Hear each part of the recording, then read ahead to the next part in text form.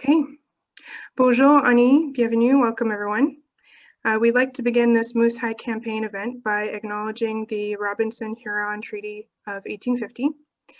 We also further recognize that Laurentian University is located on the traditional lands of the Atikameksheng and Anishinaabeg, and that the greater city of Sudbury also includes the traditional lands of Wahnapitae First Nation. I also want to recognize the traditional lands and territories that our virtual audience members here with us today are situated upon. I'd like to thank everyone for coming to this very important event, and I appreciate the time everyone has taken out of their busy schedules to come and listen, to learn, to bear witness, and to offer their support in standing up against violence towards women and children. I also want to thank everyone who has been wearing their Moosehide pins and has been creating awareness by educating those they've come in contact with who have been asking about those. I also want to take the time to acknowledge the efforts of our partners of this campaign, namely Todd Gagnon, Adam Babin, Connor Lafortune, Paul Passanen, and Jason Nakogee, who represent the partnerships that we have for this event, including Laurentian, the School of Indigenous Relations, the Indigenous Student Circle, the Public Health Sudbury Districts, and the Swakemuk Native Friendship Center. So we have some amazing speakers with us today who are all connected to our office and Laurentian in some way and have contributed to strengthening the cultural and spiritual growth of students in the community. And our first speaker for this event is Brandon Petahtegoose. Brandon Petahtegoose is from Atikameksheng, and he's graciously accepted to open up this event in a good way with a prayer and song. And we are so grateful for the many times that Brandon has worked with the Indigenous Student Affairs Office, sharing his knowledge and wisdom at events such as the Laurentian Convocation Ceremonies and Indigenous Education Week. I've also invited him to share a few words on the importance of this campaign for himself and the community. So, miigwech, Brandon. Aha, can you hear me good? Awesome. Bonjour. Bonjour, Ninde Mark and a duck miigwech, keep it shy. Jena be the go take Atikameksheng and Donje. Umashkos and Dodeum. I want to say welcome to all of my relatives, all that I'm connected to Ninde, my heart.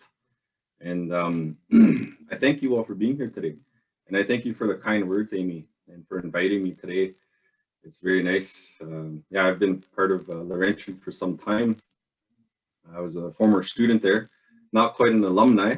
I switched universities at one point, went over to Trent. I wanted to explore, see what was over there with their Indigenous Studies programs. And I gained some amazing connections there and going through Laurentian. And I love staying connected to Laurentian because you know, as you mentioned, you are on the territory of my ancestors. This is the land where my ancestors were buried. And yeah, strong ties to this land.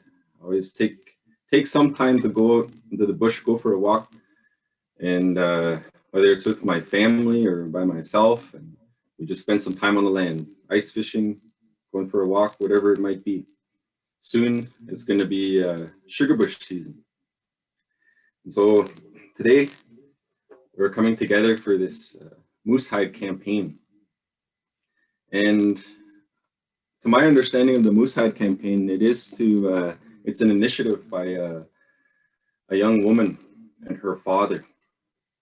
And they started this campaign and they started cutting out these little Moosehide squares and handing them out to people all over. And it started in British Columbia and then made its way east.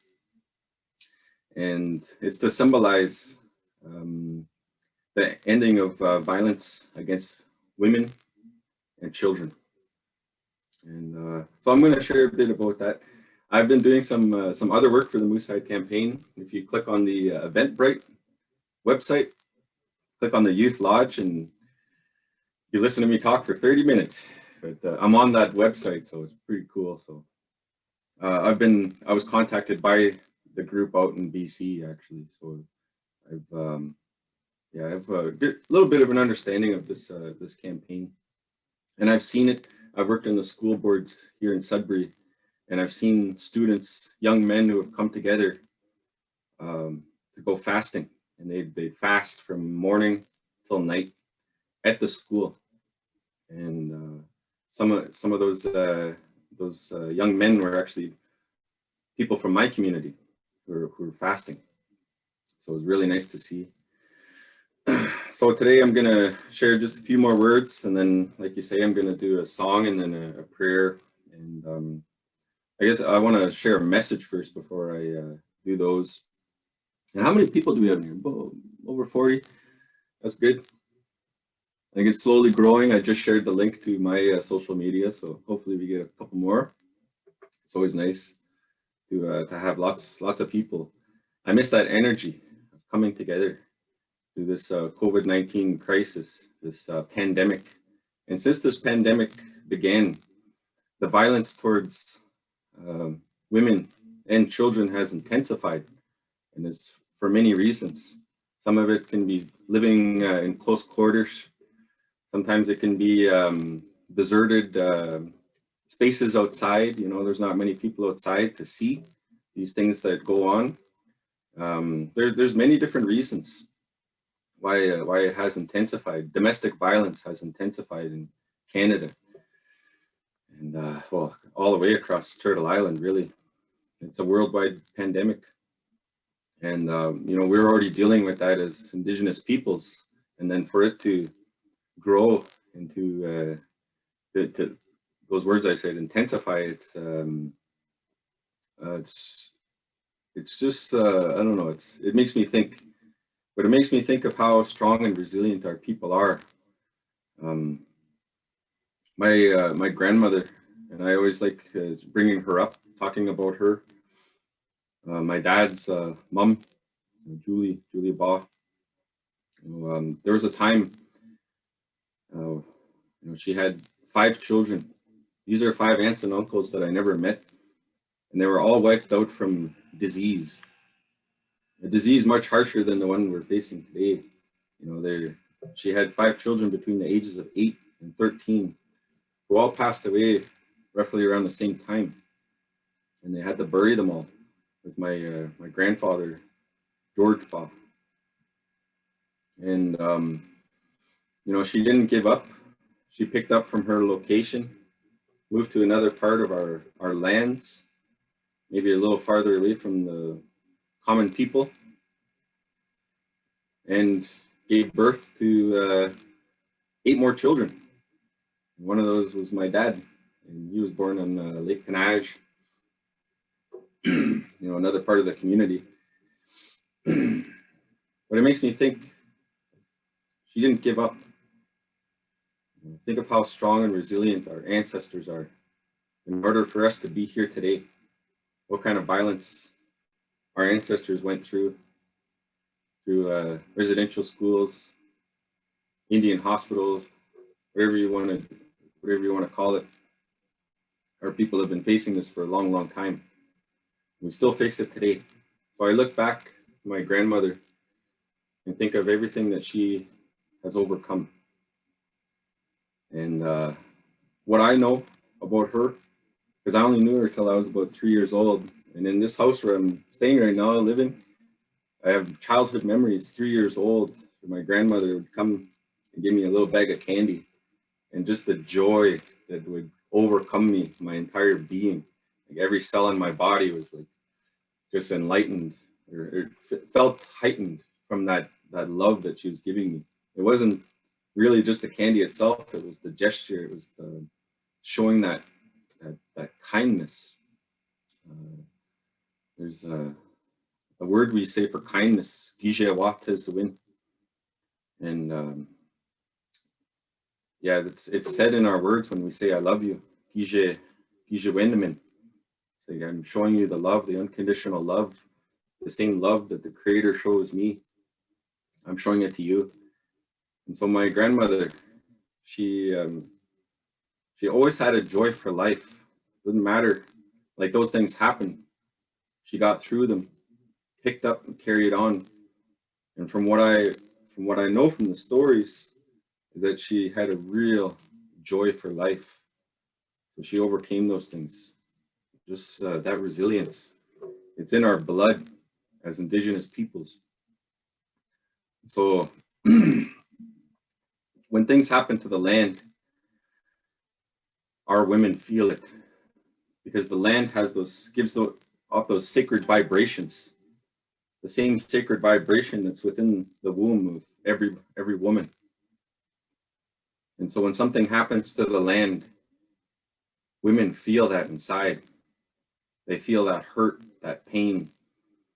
So when something happens to the land, or there's something going to come through the land like a pipeline, who are the first people to stand up?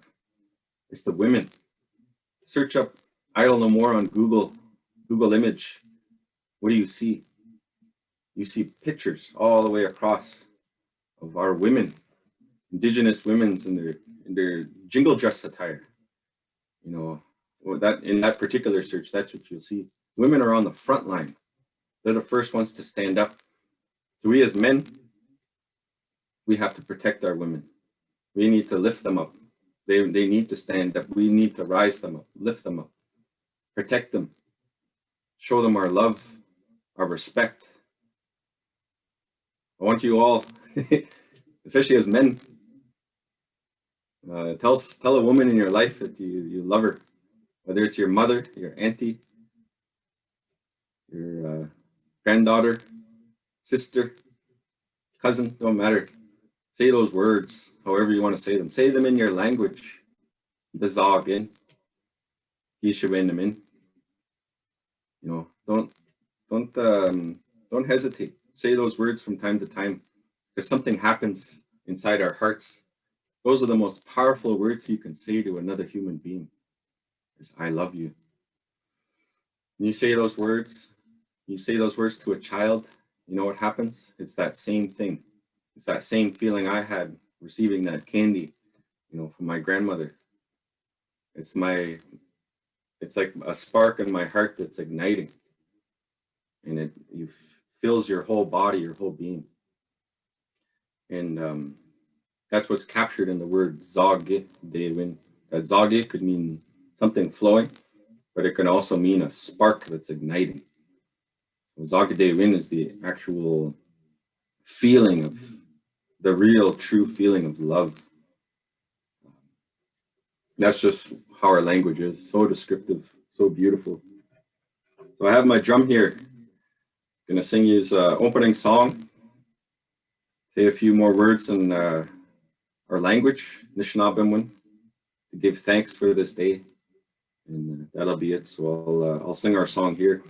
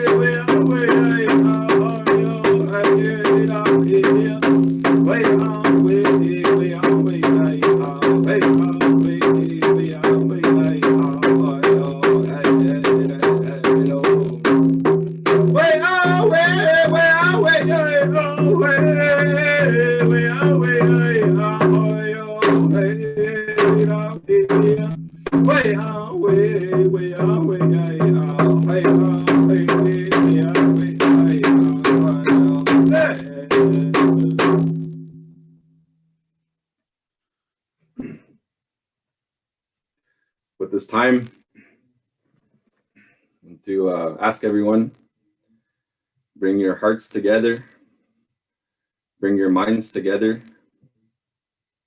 I'm going to say some words in our language, and if you don't understand, you can pray in your own, but I'm giving thanks.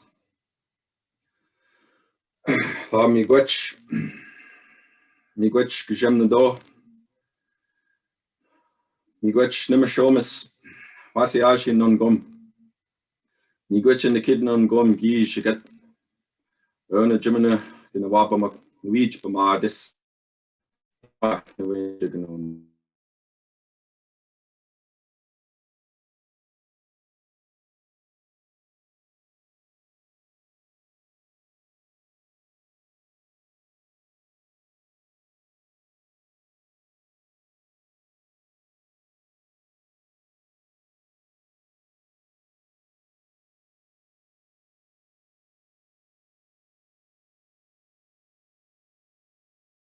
The motion.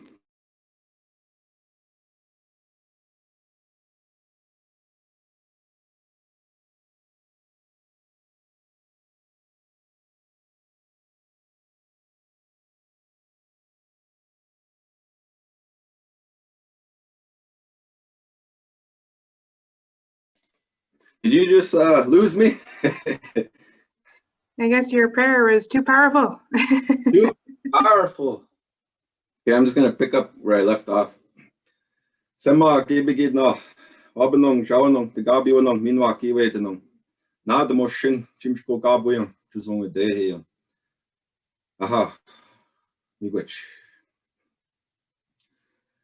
In our words, we just gave thanks to our Creator, gave thanks to our grandfather for shining his light on us for another beautiful day. Pray to our mother, the earth, giving us all that she provides, and ask the spirits in the four directions to look over us today.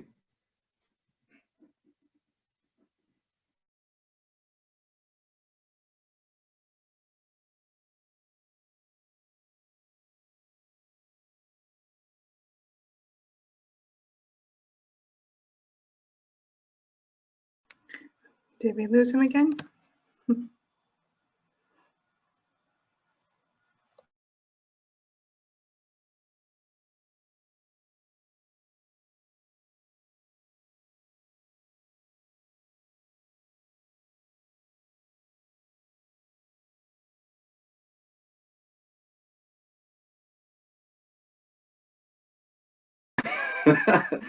Anyways, getting cut off here.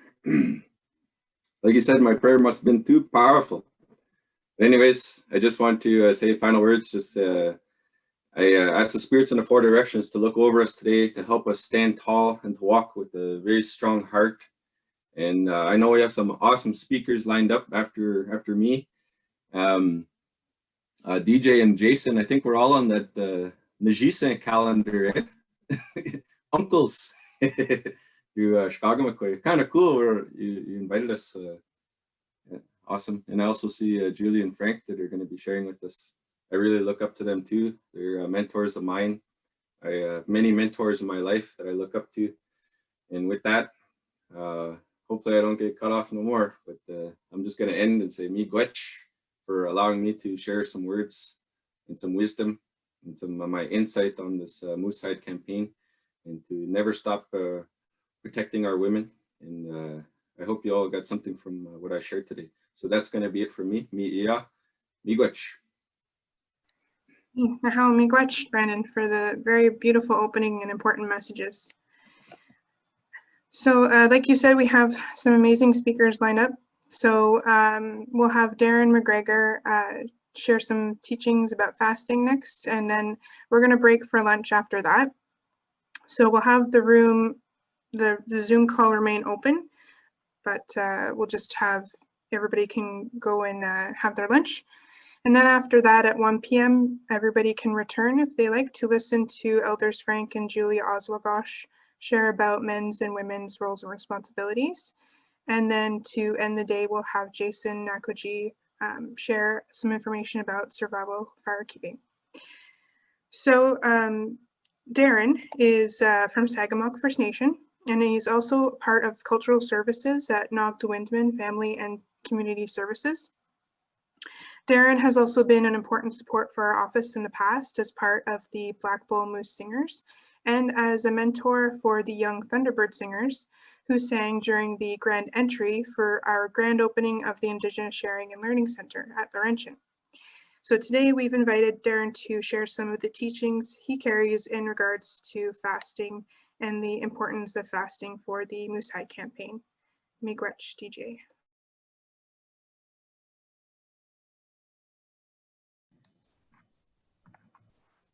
Can you hear me good? Or is this better? Are bonjour na noe magana dok. Nimki beneshin is the castle gamana mate, do damn segmo can do in Jiba, Mojo, Wamanong, Jaonong, Gabianong, Mimagi, Wadanong, the which was shown suck, suck, Mazvin, meanwhile, Minogish got go jingnong go. It's a very beautiful day out there. You know, I'm feeling a little, I was in the bush from Sunday, Monday, Tuesday, Wednesday.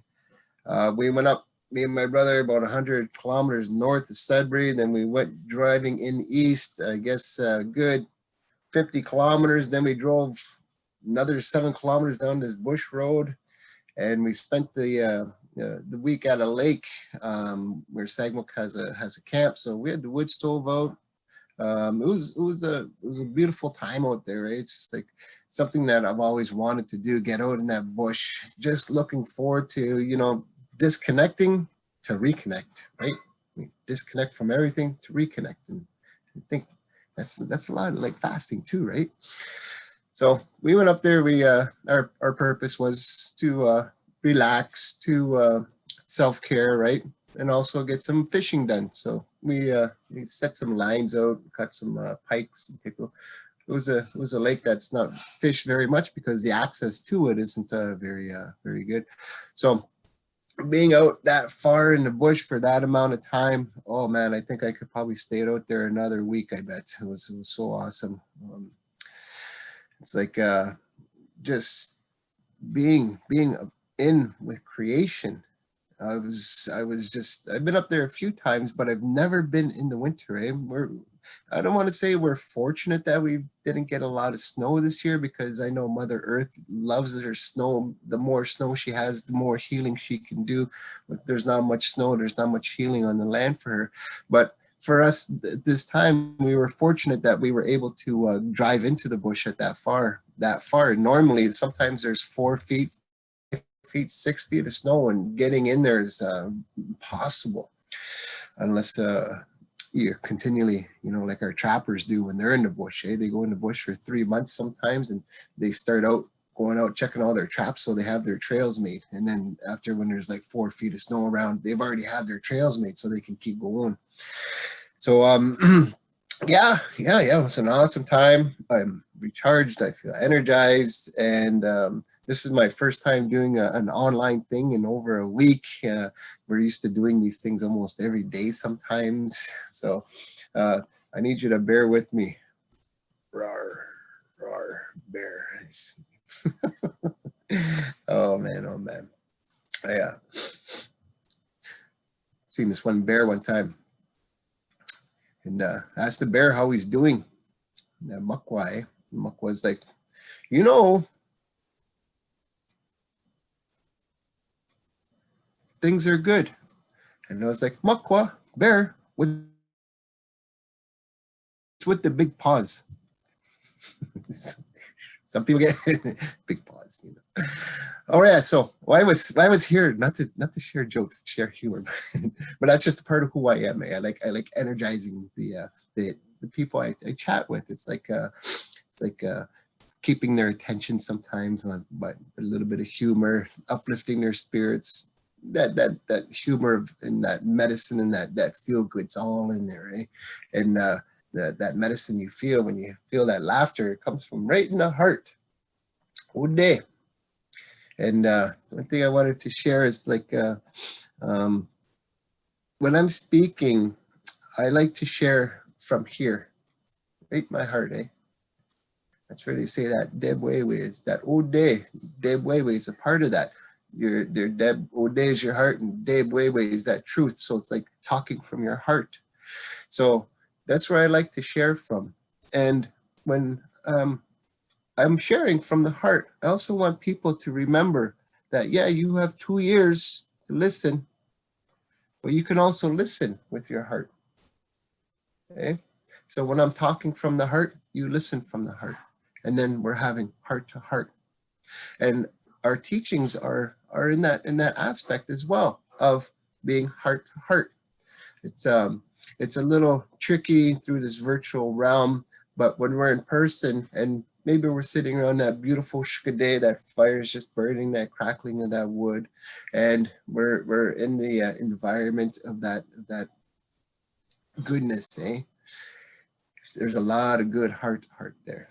But in this virtual, we're going to be in that heart to heart. As Brandon opened up this prayer, eh?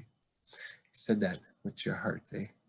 Feel that with your heart. Come, all of our hearts come together. It's a very good place to be. So we're talking about that fasting, and we're also talking about that Moosehide Campaign. We're also talking about that ending violence to our women, to our children. And one of the things that strikes me right away is that, you know, if we go back, how many years prior to contact, 1492, if we go back beyond then, our men, we never abused our women. Our men, we never abused our children. We lived in harmony. We coexisted very beautifully, eh? And something had happened along that line, eh? Something tripped up our men, made our men fall. We, you know, think about that time of pre-contact and how life was so beautiful for us. Life was so simple for us. We had everything that was needed. We could survive in an environment that we're living in right now in this time, -20, -40. Creator took care of us, eh? Those animals took care of us. We took care of each other. So even though it seems like it's pretty a remarkable feat of surviving in -20 without a furnace, without electricity, without running water, without a shower. But our people did it. And us being here is actual proof of that, eh? And I know the Crees up in James Bay, their winters are longer, and they survive up there too, eh? They survived all of that. You had to have lived in a balanced relationship to survive. And that balance, eh? That male, female, that was there. The old ones would say that the women represent that nibe, that water, and that the men, they represent that shkode, that fire. And when you have those two elements beside each other, coexisting in harmony, it's so beautiful. If you have too much water, it could put out that fire. And the other way, if there's too much fire, it could evaporate that water. So that balance that's there, eh? You know, we talk a lot about male and female, eh? And for me, I always include our two-spirited. I always say, you know, for us, they were there. It's not something that just started 25, 50 years ago, 100 years ago. Two-spirited people were always a part of our existence. And we just acknowledged it. We accepted it. If the individual feels more that they are in the masculine role, then we accepted that. And vice versa, if they felt that they're more that feminine role, we accepted that. Eh? It wasn't something that was just come up and new. It was just something that's always been there. So although I'm sharing a lot about the male and female, I also want to include the two-spirited, and they fit in wherever they fit, where they want to fit, where their identity tells them, where their sexuality tells them, where their gender tells them. It's all choice, right? So so when I'm talking to male and female, that's what I'm talking about. So that balance was there. That shkude, that nibe, it was there. That whole pre-contact was a very we'd say, if you heard the most beautiful song you've ever heard, and it made you feel really good, that's how life was back then. It was a beautiful song. There was so much to be appreciative of. There was the sun rising, eh? The sun setting, all the seasons, all the animals, all the plants, all the harvests, all the medicines. There was so much beauty there. So something had changed, right? You know, our women were the backbones of the community. They made very, very important decisions. Our grandmothers, aunties, our mothers, our sisters, they raised the children. That is so important, eh? We supported it. We did our share too. But a lot of that was done in that way. And raising those children, raising those minds, teaching them the skills, teaching them the language, teaching them survival. Very, very important. So our men understood how important that was. Eh? It's like the only way you can come to this world, the only way you can experience Shkagmakwe is through a woman. That's the only way you can come here. We have to, protect that doorway, because that is the doorway for the future generations. Eh? So we understand the importance of that, of how special our women are. But somewhere down the line after contact, something happened. Eh? Something happened where our men did not understand how important our kwewak are. They lost that, eh? Did they lose it? Was it taken? Were they taught something else? There's many, many things that have happened along that time, eh? When we look at history in the 1800s and all the injustices from colonization with women, whether it's the right to vote, 1700s, women were always put in the back seat because the men felt it was their job to be the ones who made all the decisions. It was the men's responsibility to do this, to do that. And even in our churches, we also see that, yeah, it's just the men that are priests. It's just the men that are bishops. It's just, there's that colonial whole system from the church and the government back in the 1800s that really influenced a lot of our men. you know, you hear stories, very sad stories of women who were beat, and in courts, the judges would be, oh no, what happens behind closed doors is personal business. We're not going to deal with that. Where's the justice in that, eh? So men have been shown, our men have been shown a different way to treat our women. That was never who we were as Anishinaabe. Anishinaabe, that good being. So a lot of these things have went on, eh? And here we are with Moosehide Campaign. And, you know, it's a sad state for our men. Like, sometimes they go into jails and work with the guys in there, and a lot of them in there for domestic assault and stuff. And it's just like talking with them, like, that's not who we are. That isn't who. It's sad that we have to have a campaign like this to talk to our men, for our men to hear, for our men to learn, for our men to reintegrate that Anishinaabe into their life. So one of the that whole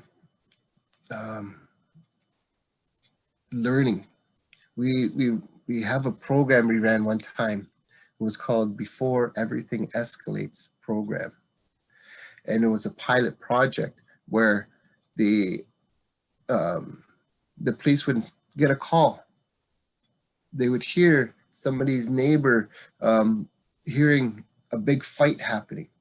Like, oh yeah, police, there's a big disturbance next door. It sounds like the couple's fighting and it's pretty bad.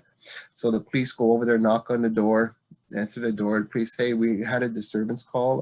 There was you guys were fighting in here and stuff. And it's like, no. Yeah, we had a disagreement. We had an argument. There was nothing. And the police couldn't do anything. But if they saw, you know, physical marks on a person, then they have to arrest them. But if there's no physical marks that they can see, or there's nothing going on, there's nothing they could do. And a lot of these calls happen over and over and over again. So they're like saying, okay, something's got to be done. And that's when that program started, that Before Everything Escalates. So they were like, if they get called back, they're going to say to this individual, you know, we've been here 3 times because of this arguing. It's just like, one of these times we're going to come back and we're going to have to arrest you because this is where it's going to. You need to do something right now.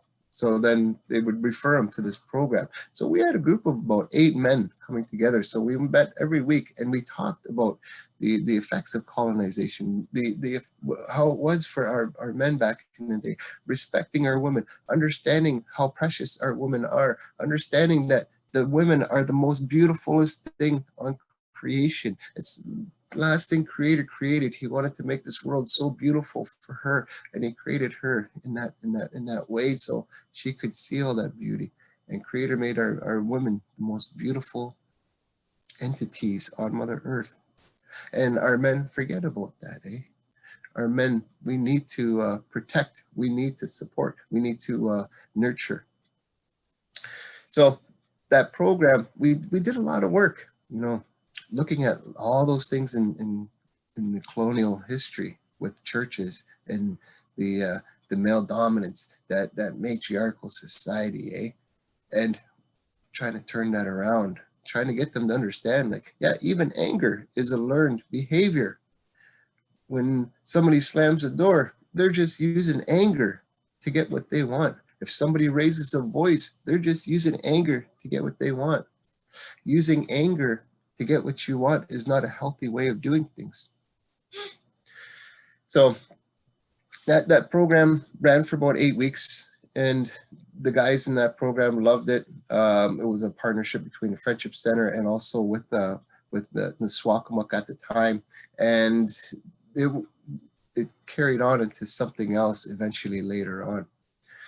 So it was an awesome time for our men to learn a lot of those histories, a lot of that history about the colonialism and how it affected our Indigenous males, forgetting those original ways, because now our men, they've learned from somewhere else and they're sharing it with their children. They may not be sharing it with them by sitting down and teaching them about it, but those children are looking and they're learning from their dad. They're looking and they're learning from their uncle. They're looking and they're learning from their older male cousins, their older male brothers. They're learning how to be a male by a lot of the negative things they're doing. And a lot of that was taught from that colonial aspect of that whole matriarchal society.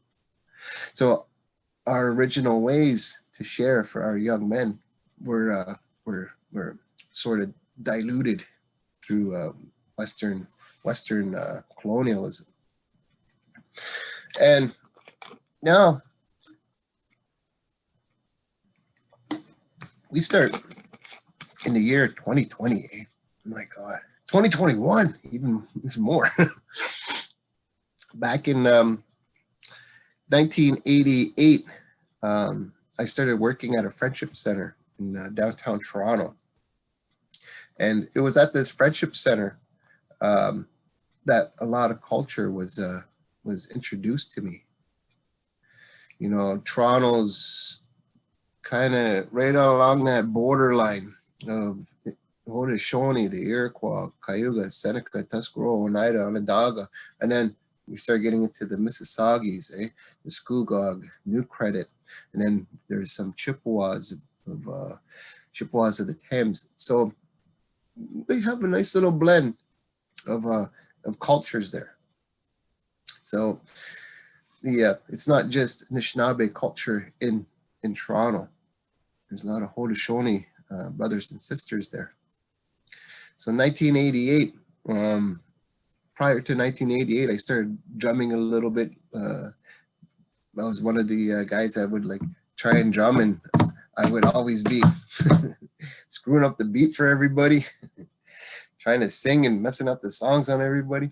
I was just learning at that time. It was like around 86, 87. And that's when I started learning more about the culture. In 1988, I'd say, yeah, I necessarily wasn't doing so good in high school, so they put me in a work training program. So that's why I got to go work in a friendship center. And I wasn't quite, well versed in who we are as Anishinaabe. I grew up with an alcoholic father, and my mother, she was affected by that whole, again, with colonialism, with that Indian Act, that my mother didn't have her status because she married my dad. My dad didn't have his status because my grandfather fought in war and enfranchised. So because my grandfather lost his status, my grandma didn't have it. My grandfather's from Birch Island. My grandma's from Sagmook. So then my dad grew up outside the reserve, married my mom. My mom had to leave the reserve. They weren't allowed to live on the reserve. And when they split up, she was no longer a member, no longer status. So she ended up moving all over the place and then brought us down to Toronto. And we didn't smudge. We didn't offer tobacco. We didn't go to ceremonies.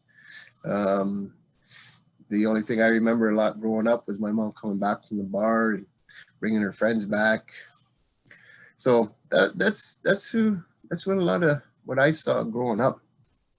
And I didn't quite see, that beautiful culture that we have, that all those ceremonies, the powwow, the rain dance, the sun dance, the shaking tent, the Medewan Lodge, all of those I never, well, I wouldn't even say knew existed.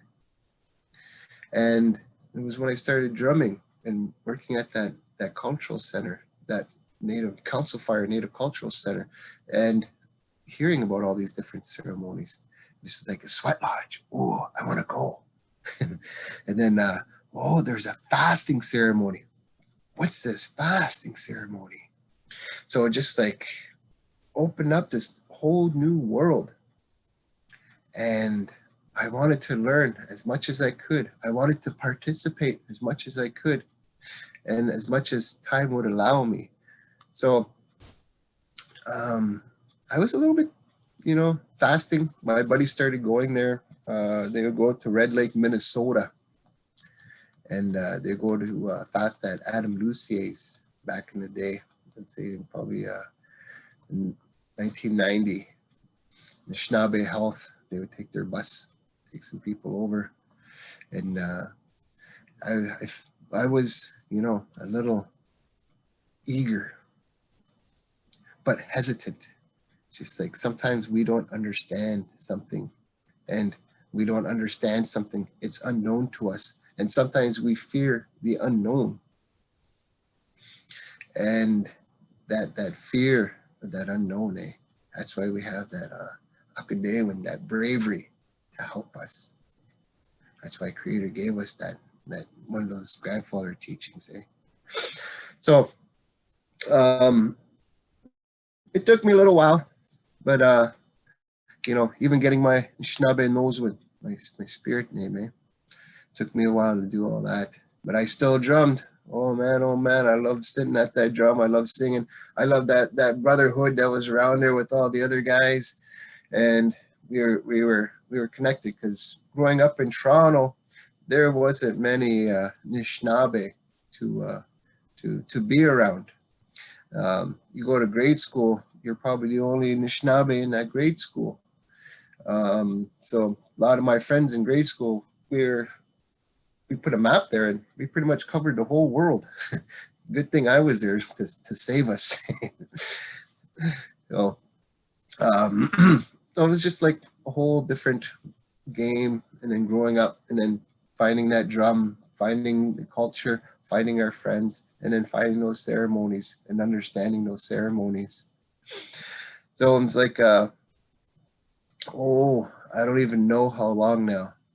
I'm thinking the first time I went to a fasting ceremony, I heard other my friends who come back from Red Lake, and they went to, they fasted out in the bush, and these things that had happened to them, the things that they had seen, the things that they had heard, it was pretty remarkable, And here we go. I didn't really understand much about fasting, other than you go into the bush with no food, no water, and you sit there and you pray. That's what I heard about fasting, So we'd call it that vision quest, that makade kiwiad, that going out, Creator, going out, the ancestors, going out on that land. So I would say the first time I went fasting, I'm going to guess it's probably 1994 now. 1994, maybe a little bit later. And I was all pumped and excited. I wanted to experience this ceremony, but yet I wanted to experience this connection to Gemido, to Creator. And I didn't know what to bring. It's just like, okay, I'm going fasting. Do I just bring the clothes on my back? Go sit in that bush? So wherever you go, if you're going to go fasting, you're going to give up that mibe, that mijim, that food, that water. I would say, there's a story that Jim Dumont shared when he was talking about creation story. And when he shared the creation story, he was saying there was Alex Skidba. And he was, just as he was telling the creation story, he asked everybody in that room how many of you were Indians. So people started putting up their hands, and he's like, your creation story starts with the Indian Act. It was after you hear creation story, you're going to be in a Anishinaabe. So as Jim started telling the creation story, he said there's creation stories all over the world, If there's a Navajo creation story, there's a Chinese creation story, There's a Russian creation story. There's a British creation story. There's a South American. They have many different tribes all over the Amazon River. They have creation story. British Columbia, the indigenous populations out there, they have a creation story. All these creation stories all over the world. And Jim Dumont said, everyone is true. And that makes a lot of sense, eh? Every creation story is true, whether it's the Ojibwe creation story or the East Indian, the Hindu. Wherever you are, their creation story is true, and our creation story is true as well. That's just that respect for everybody, eh? For all Indigenous, for all nations around the world. And where I'm going with this is talking about the fasting ceremony. If you go fasting out in Quebec and you see some Indigenous populations over there, they do their fasting ceremony. And you would come to Sudbury and you go to Dreamer's Rock and you go to that fasting ceremony. They may not be the same, but they're both true. So here we have fasting ceremonies in Red Lake, Minnesota, and fasting ceremonies in our area. Theirs is true. This one around here is true. You go up to Treaty 3 in Thunder Bay. You go down to, when I was down in South America in 2006, they did a fasting ceremony in the Amazon River. The indigenous populations out there, they do fasting down there as well, eh? So fasting is like done all over the world. Those ones who have their original instructions from Gjem Nado still have that opportunity to do that fasting ceremony, eh? So wherever you go, you're going to see different things. There are some who would say, yeah, you go out in that bush, here's a tent. You bring your sleeping bag. You bring your sema. You bring your smudge. You bring your sacred items. But remember, if you go out in that bush fasting for 4 days, you got to bring everything back out. So you don't want to bring a big cabin out there because you're going to have to come out with it, eh? So make yourself comfortable, but not too comfortable, eh? Somebody asked, can I bring a book? It's just like, you're not out there to read. You're out there to be a creator with those ancestors. So a lot of these fasting ceremonies, you're gonna see so many little different variations, eh? But some of those things that are the same all over the place is that absence of Nibe, that absence of Nijim. There, you would go into a sweat lodge before you go fasting. And then when you're done your fast, you go in that sweat lodge again, you come out. So it's like you cleanse yourself, you prepare yourself. There was one fasting camp we did, and there was people who would go use the bathroom, eh? We set it up close to the where the sacred fire is, just so people can, you know, go to the bathroom and stuff. There was a porta john out there. So next thing you know, some people were coming out of their fasting purchase and they would go to the bathroom, and then they go back, and then sometimes they'd stop at the sacred fire, chit chat and stuff. And it's like, okay, this isn't camp. This is ceremony. Go back to your perch, or go back to your area. You're here for that. So some people, they'll put you real far back in the bush where you can't talk to anybody and you can't be around anybody. Oh, I'm getting thirsty just thinking about that.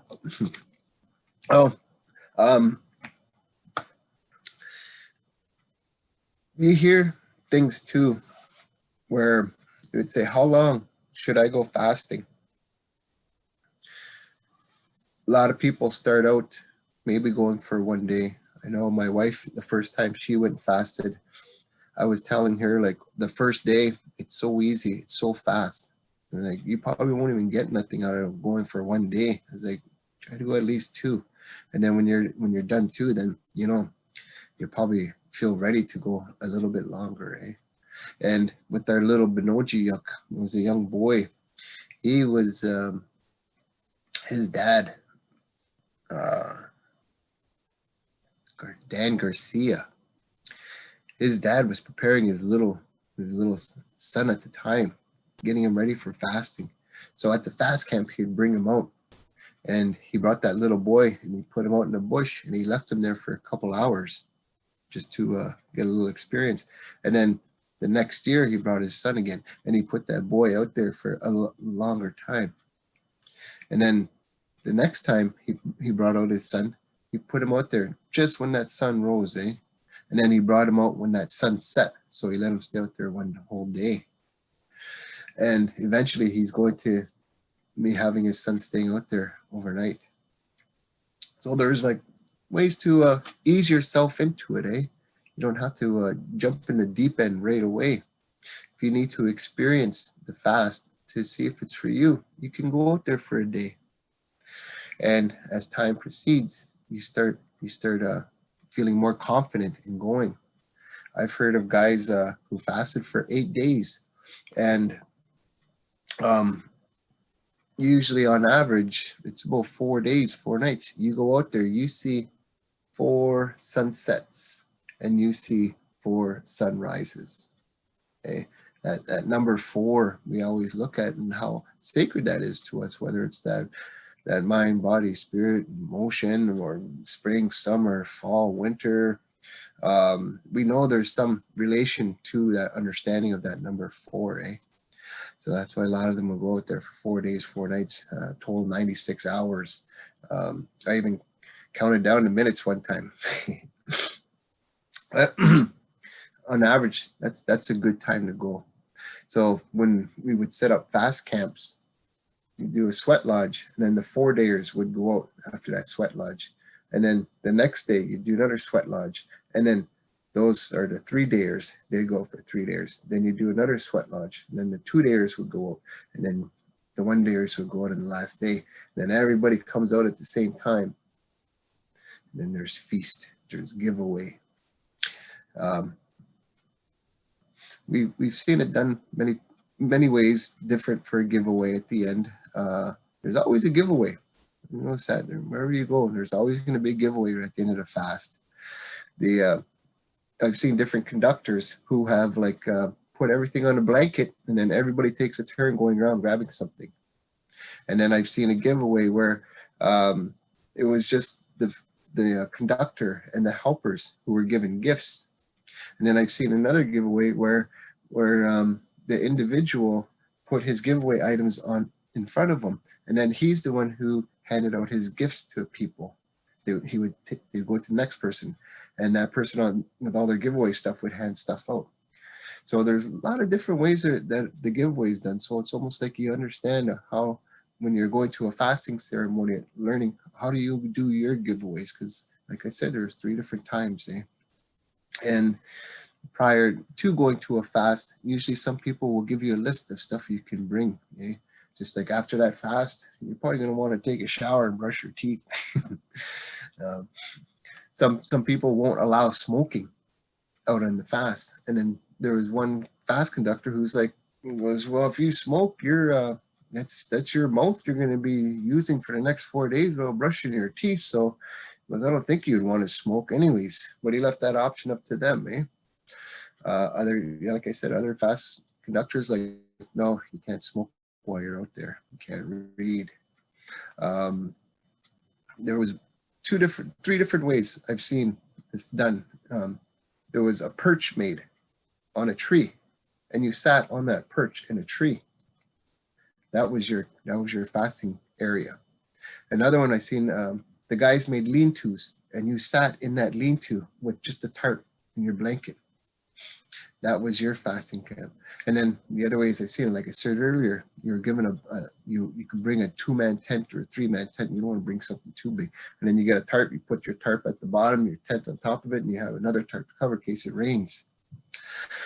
So there's a lot of different ways these fasting ceremonies are facilitated and conducted. So not all of them are going to be the same. So if you went to one, you went to one fast.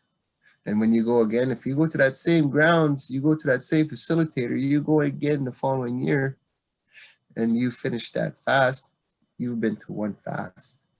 They're not all the same. It's not saying I'm going to the same fast again next year. Just like it's going to be completely different. Not trying to confuse you that like they're going to do a perch 1 year, they're going to do, but it's just if you go in a tent 1 year with that one facilitator, then the same facilitator you go next year, you're going to have a different experience. So that's what I mean. Like if it's not this, the fast is not going to be the same as the next year. You're always going to experience something different. Eh?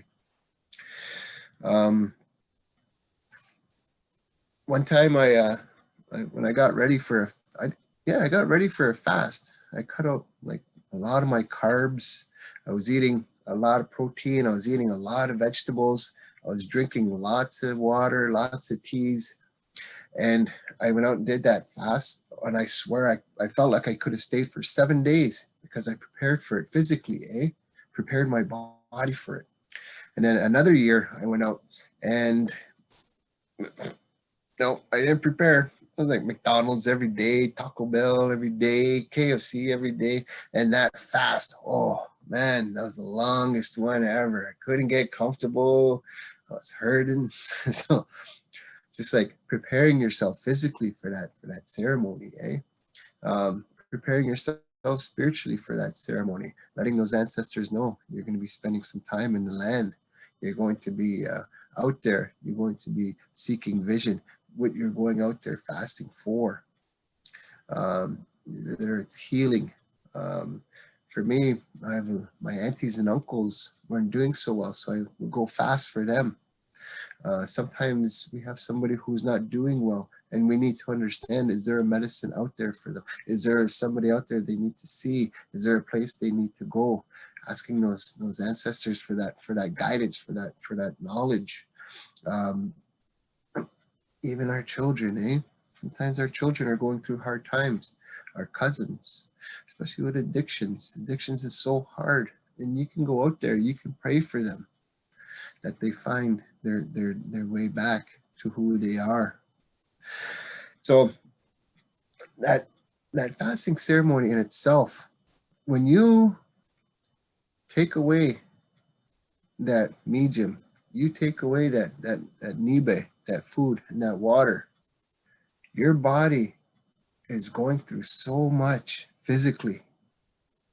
Physiologically, man, oh man, your internal organs are resting. Your internal organs are depleting all the toxins in your body. So what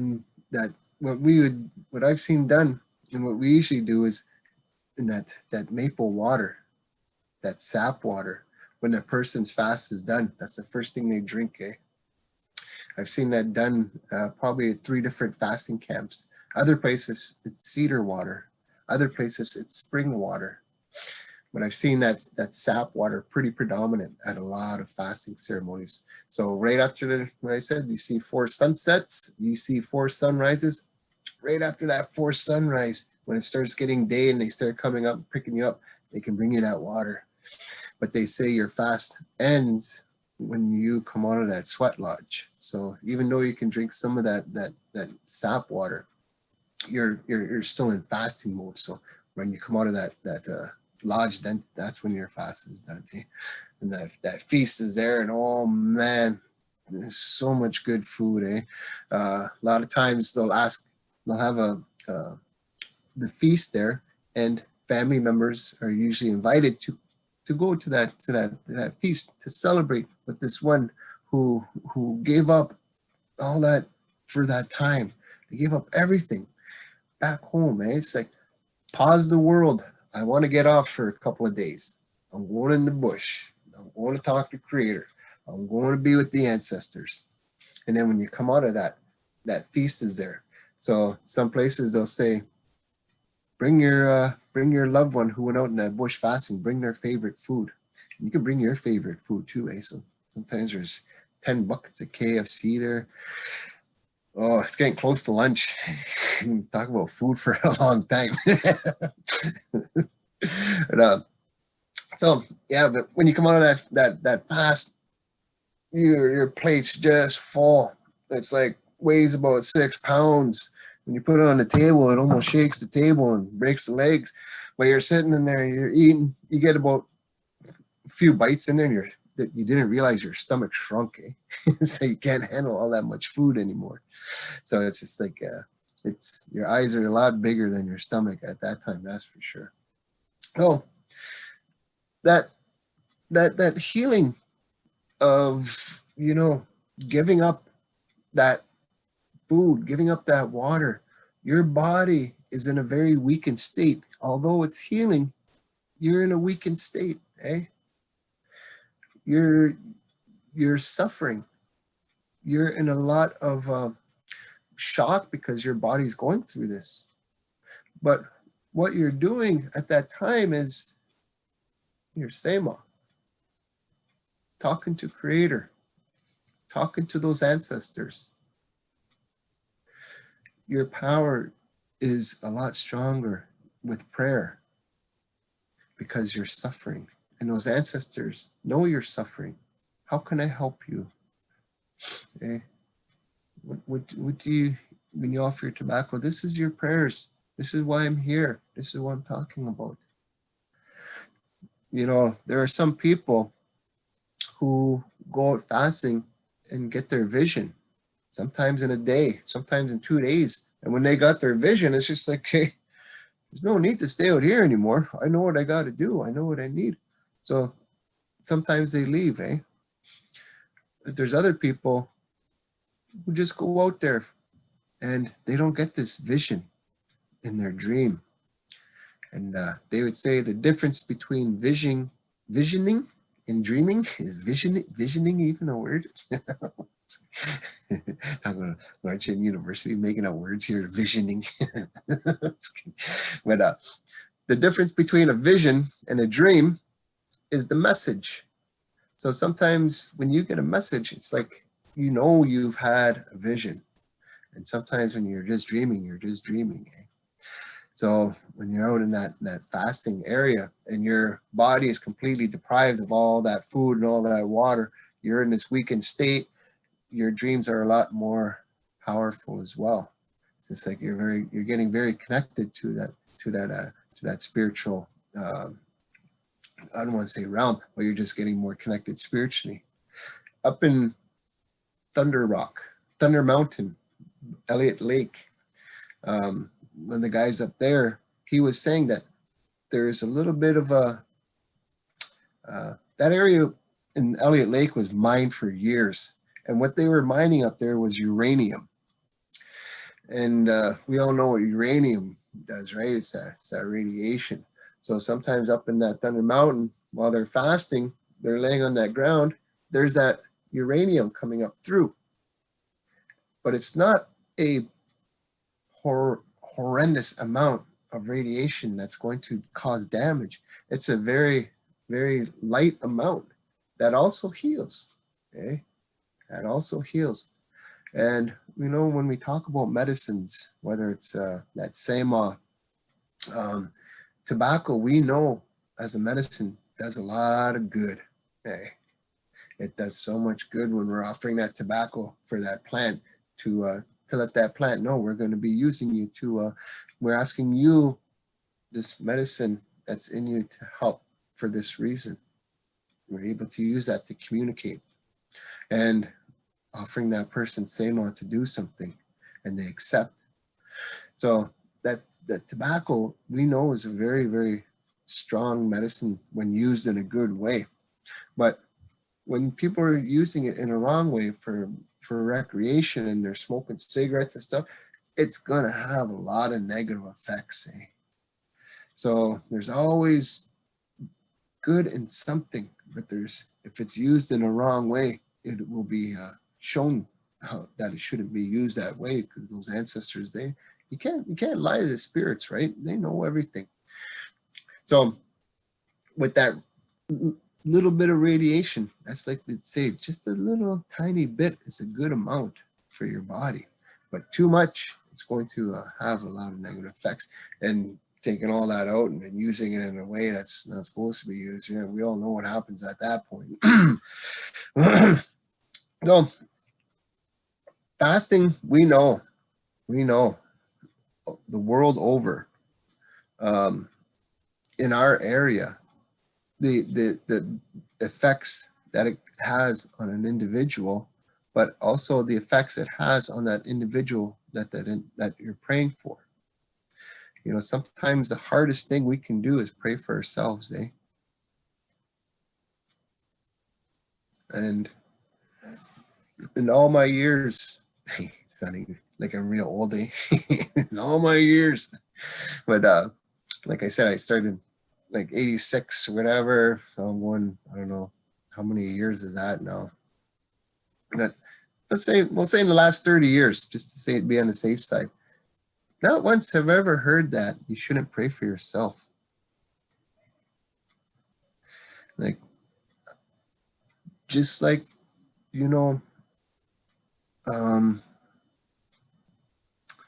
just like our medicines, right? We use them in a good way. And when we have our prayers, it's like, sure, you may want to throw a prayer in there for yourself, but you don't need to pray for yourself every single day. You don't need to pray for yourself in that way, eh? It's like, you were brought here to help people. You were brought here to help creation. So you think about everybody's job in the world. They're helping somebody in some way, or they're helping Mother Nature in some way. Everybody's helping, eh? So your job here is to help other people. It's like sometimes we need to help ourselves, but most times we need to help others. Sometimes we go into that bush because we cannot get rid of this grief. This grief is like plaque. I just can't scrape it off, and it's there. It's not leaving me. Go to that bush. Go fast, eh? Sometimes we hear appearing messages over and over again. Just like turn on the TV, there was something about missing murdered Indigenous women. You turn on the laptop, it's something about missing murdered Indigenous women. You go walking outside, and then you see a poster or something, and these little signs are all over the place. And, maybe you're supposed to go out in that bush, and you're supposed to go fast and pray for that. There's a lot of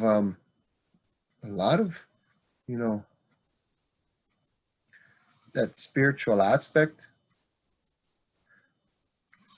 Sometimes you go out and you don't get no message. You sat in that bush for 4 days, 96 hours, and no manadok, no spirits sat down beside you. No spirits showed you this. Nothing came in your dream. Sometimes you may not have a spiritual experience, but sometimes you've had a most beautiful human experience. That old saying, like, we're not human beings on this spiritual journey. It's the other way around. We're spiritual beings on a human journey. Yeah, so we're not human beings seeking out all this spirituality to understand. It's just like, no, we are spiritual beings before we came here. We're here as human beings to experience this beautiful creation. And then going back to that spirit world, we already know a lot about that spiritual aspect, eh? Sometimes we need to focus on that human aspect. Sharing. But we need that support and guidance of our ancestors. So praying while you're out there is one of the reasons you go. I know some people, they need to have that experience of healing, going out in that bush.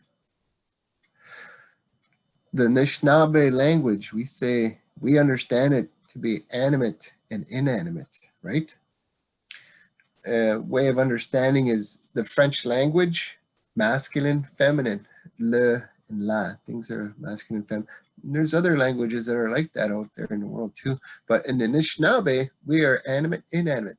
Spirit, no spirit. It's like that table. No spirit. It's inanimate. That moose has spirit, animate. Every single one of you listening here is animate. And when you're in a city, when you're in your home, you are surrounded by a lot of inanimate. Your spirit needs to connect to that animate. So I always say, like, get some pets. If you can't have pets, get a lot of flowers, get a lot of plants, keep those plants alive. That's that animate you're connecting with. It can bring you that goodness. It can bring you a lot of that goodness feeling inside you, eh? Your partner, you're part of that life. You're connecting with that animate. And then when you go into that bush, yeah, that's all that's around you. That's all that around you, eh? It's that animate. Those little plants. Don't call them weeds, like dandelions. They're not weeds, eh? It's just like, that's part of creation. Don't feed them that negative, that perception of this Western world with weeds and rags and stuff like that, ragweed and all that. It's just like, that's all medicine, eh? Every single thing there has their reason to be here. It's like, look at them in that way. Don't look at them in that utter way of being a nuisance because it's not making your yard look nice and green. It's like, give them their space too, eh? And you hear about dandelions and how much medicine is in those, eh? You start realizing. But yeah, you're in that bush. You are surrounded by all this animate. We say, like, you hear some sounds. You know, if you hear two sounds that are harmonized, it is very balanced. Like, if you hear two sounds that are not balanced, it starts going. We say, like, when we are around that inanimate all the time, we are getting that imbalance. It's not, did I just say imbalance? Unbalance? So it's like that, right? But when you get out in that bush, you're finding that, you're finding that balance. Your spirit's like right out there, connected, balancing with creation. That's why when you go out in that bush too, and you feel that connectedness right away, it's because you're surrounded by that, all that animate. Sometimes when I go downtown Toronto, holy smokes, man, I just get sometimes this overwhelming feeling like, sure, it's nice looking at all the big buildings, excited and everything like that. But the feeling, it's like a lot different, eh? Because all that inanimate that's around, eh? All those buildings and stuff. Like, you got to run to a lake or you see a tree or like, hey, what are you doing? So you're surrounded by all of that, eh? So when there's all that beautiful balance of animate that you're connected to, and you're connecting to that land. Everything that's tangible about you that you can touch, okay, that's all from Mother Earth. Your life, your ability to reason, your thought, your mind, that connected to that spirit, eh? Just like your spirit is in a vessel from Mother Earth. Everything from creation about your physical aspect is Mother Earth. When you're out on that land, you're reconnecting to that. You're part of that land. And when you're done your journey, your body goes back down to that earth, where your spirit goes back to that western door, eh? So we are as much Mother Earth in that ceremonial aspect when you're out fasting on that land, that we understand that connectedness. We are part of Mother Earth in that way, and we are part of the spirit world. We are part of Creator in that world. So, seeing to all those men who are out there fasting, it's like, hats off to you guys. Much respect. It's all good to win, man. There's that love for you all, eh? I'm very appreciative of that. appreciative of our very beautiful women all over the world, but especially our beautiful Anishinaabe in our area. So I guess we can open it up for questions if anybody has any, or if they have comments. Maybe we can kind of throw this out like a popcorn thing.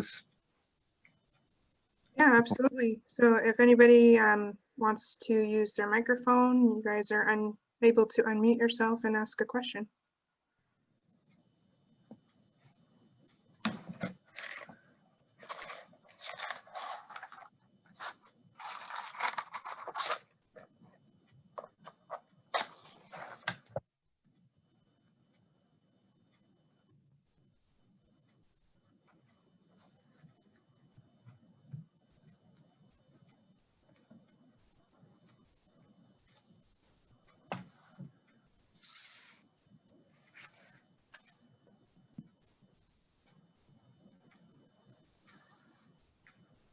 We have some people saying thank you in the chat.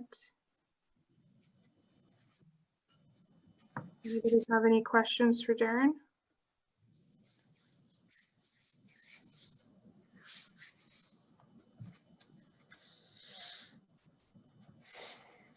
We have one question from Tracy. Can you fast without going to the bush? Because Tracy lives in the city.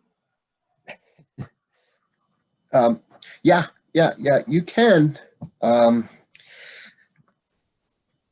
It won't have the same effect. Remember, I was talking about balance with creation, being a part of creation, our bodies, our physical aspect. We need to adapt, and we've been adapting for so many years. The hardest part, I'd say, about fasting in the city would be most times at these fasting ceremonies, there's a sacred fire burning the whole time. And the importance of that sacred fire is just like we're taking care of all the spirits that are of the ones who are out in the bush, and we're feeding their spirits with that fire. So when we're feasting, we're also putting food into that fire to feed their spirits. And that fire is we say it's a doorway to that spiritual realm. When our fire is burning up down in the spiritual realm underneath, that fire is burning, and that medicine and those prayers are going through right away. So fasting in a city, it can be difficult. There's a sweat lodge that a lot of people would go to before they go out fasting, and then there's a sweat lodge when they're done fasting. So what I've heard my one friend do is he had a cedar bath, then he fasted in his apartment, and then when he was done his fast, he went into a cedar bath again. That's one way I've heard of doing it, but like there was the fire that wasn't necessarily there to help support that ceremony. So it can be done, but just if it's 100% impossible, you can't get out to the bush. I know there's a lot of native health offices in urban areas that do help bring people to these ceremonies. So like finding around, asking questions, where is this happening? How is it happening? How can I get to it?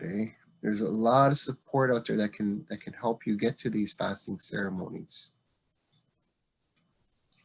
Does that kind of answer the question?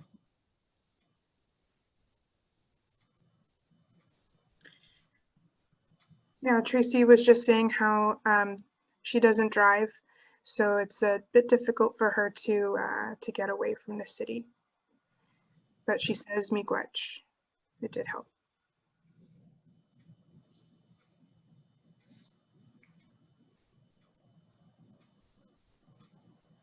I went out fasting one time, and then when we're done, I was telling him about how hungry I was, and the elder Jake, he was like, that reminds me of this story once. He was this old guy. He was talking about how hungry he was. He said he was so hungry his belly button was touching his spine.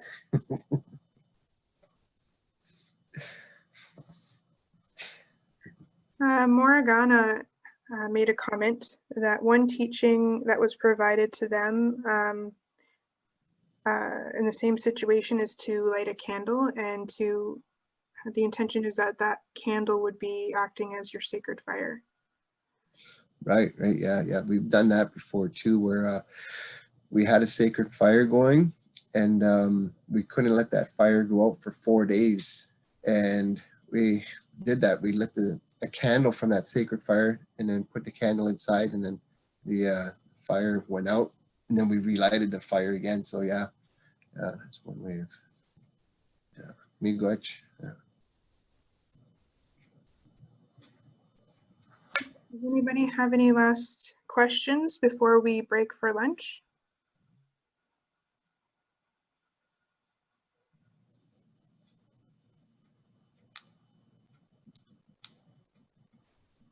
Well, miigwech, Darren, for sharing your wisdom with us today. So we're going to come back at 1 p.m. My name is Jason Nakogee. I am from Adopska, Ontario, under the McGregor territory. And yeah, I am the Gija Anishinaabe coordinator from Shwapmuk Native Friendship Center here located in Sudbury. As the Gija Anishinaabe coordinator, the Gija Anishinaabe actually translates from the Ojibwe language. It stands for "I am a kind man."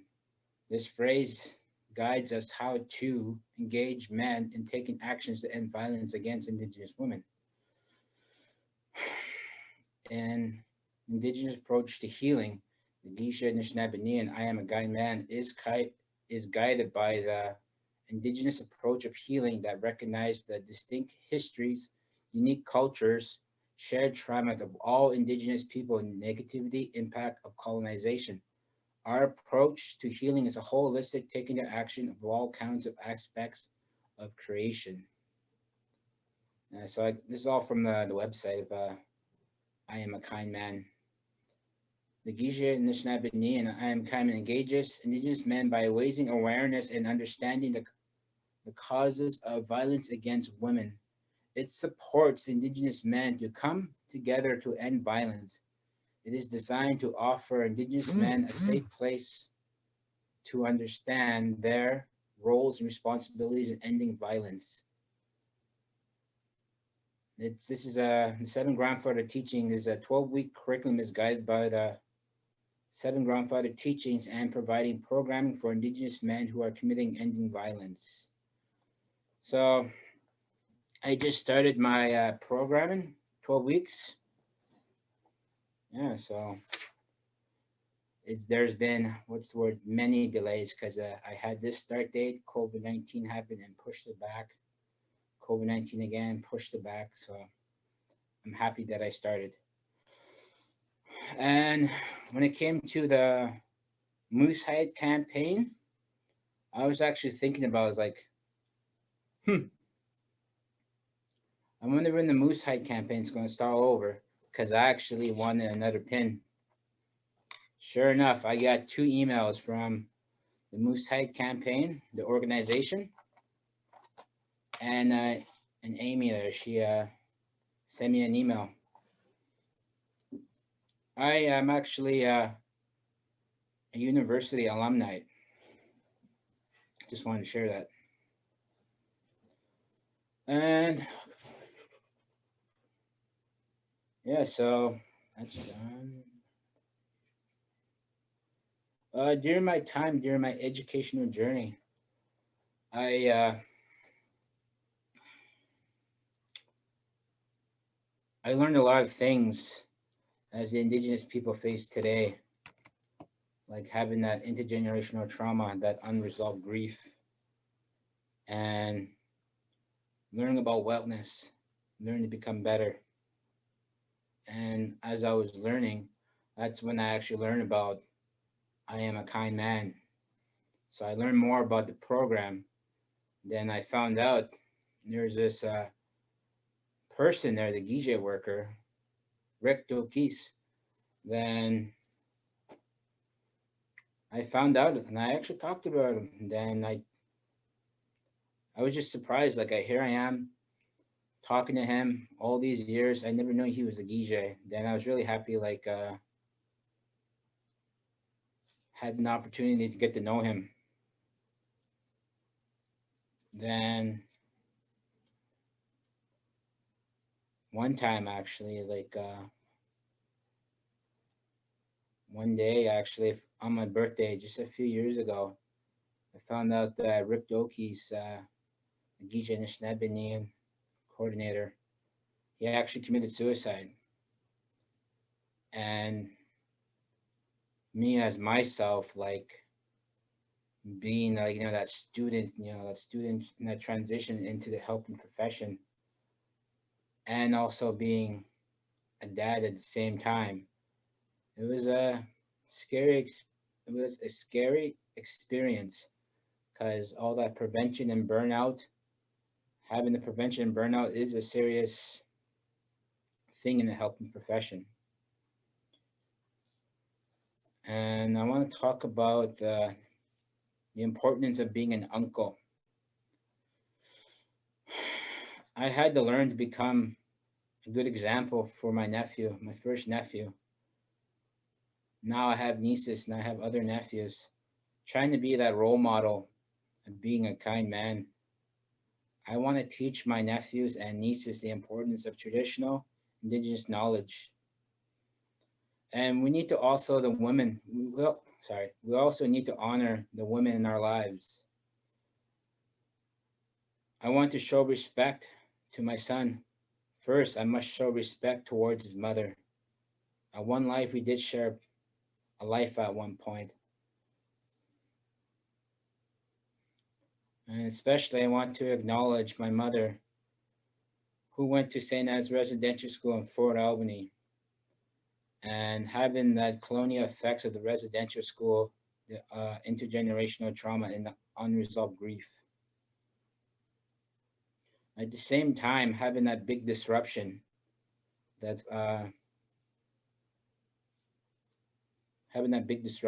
having proper care of families, like being that provider for the family to the communities, having strong role models. Things were right. Now in today's society, we're trying to undo all that wrong and try to do things right. And I also had like some bad examples of uncles. That's why when I had that important task of being an uncle, that's when I started, you know what? Things need to be different for me so I can be a better uncle for my nephew.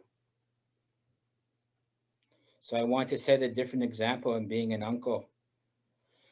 My first nephew, that I love him very much. I still love him.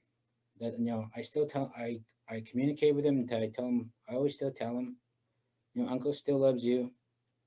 And he does make me proud. He's learning all that traditional teachings, the drumming, and really makes me proud.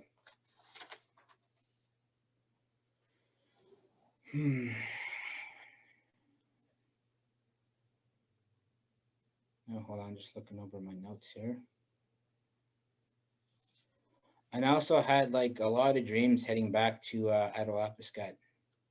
I plan on going back to the land where I'm from. And also having a place to call my home. My grandmother's home in Attawapiskat was a sense of having a home when I was young. I had a house fire when I was 5. I felt like I never had a home. After I lost my grandmother's place from a house fire, I felt homeless, even though I had an apartment to live, but it wasn't mine. So it took me a while to recognize that I'm still from Attawapiskat. After being separated with my son's mom, I felt even more homeless, but I still had an apartment that wasn't my home. She was my home. It took me a long time to understand that. Now I plan on moving on to have my own home, to have a sense of belonging at a home for myself and for other family members.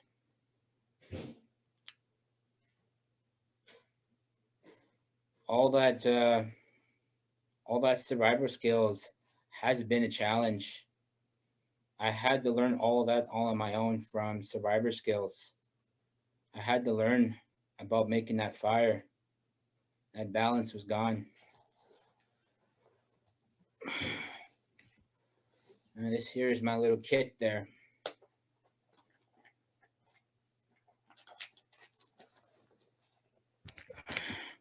Here's my my striker and my flint. I remember one time I was learning how to make a survival fire. I actually had my my ferro rod and my Gerber, my knife there, so I couldn't get the fire going. Then I felt my hands move. They're helping me, they're guiding me. So I actually just let them guide me, and then sure enough, I started that fire. Something awoken in me there. So I decided to honor it. So I had to learn making improvised fire, having that, just feeding it with good spirits and good intentions.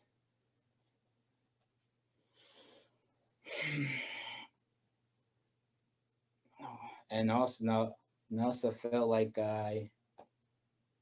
as I was going through my journey, I always look back right behind me, and I always had that something guiding me right beside me. And it took me a while to understand what it was. It was actually my spirit guide, my spirit animal. And it's a wolf. It's a maingan. It's a meyachen in my language. And I always honor that wolf inside of me. And one time I had a vision. I was at my great-grandfather's hunting grounds. It was abandoned. Just being there. Like the fire was out. Like the fire hasn't been lit in a long time. And there were lots of materials were left behind. No one's able to teach me. So I had to learn everything on my own. And I made a lot of mistakes. And I also want to share another story too. One time I had an opportunity to make soapstone carvings, but my uncle passed away. I didn't have that opportunity to learn, even though I passed it up. I should have learned, but I still have the tools and materials how to make it. And they're still with me today.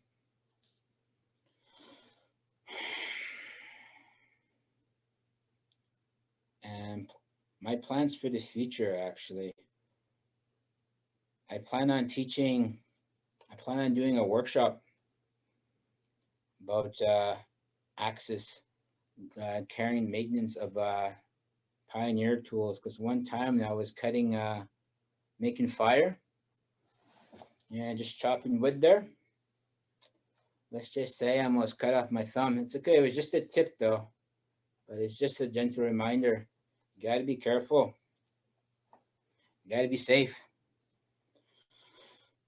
And I also want to teach how to tie knots, those survivor knots, because we have that saying today, if you don't know knots, you tie lots. Trust me, untying those lots of knots, it's a lot of work. So I like to teach people how to tie knots, because sometimes when I get something, a big bundle, I call it my big bundle of joy, because I always say to understand the knot first, you must learn the knot. So someone that's just going to throw out something, I say, give it to me. I'll unravel it. So I looked at it and I always studied it. And I always, what was once garbage, I actually just saved it. It's like, I always tell them to understand the knot first, you must learn the knot. And I also want to teach learning how to make survival fire. I want to teach people how to learn about the steel and the flint. I also want others to learn about making charcoal cloth.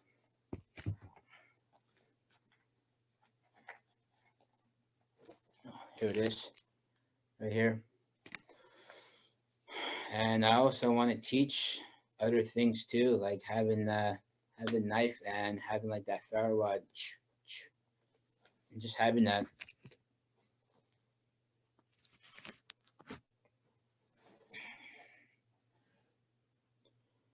And I also want to have like a sharing circle.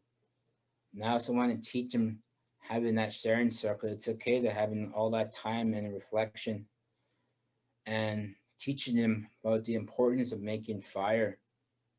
That fire was inside of them. The mine was blown out. I'm hoping to teach them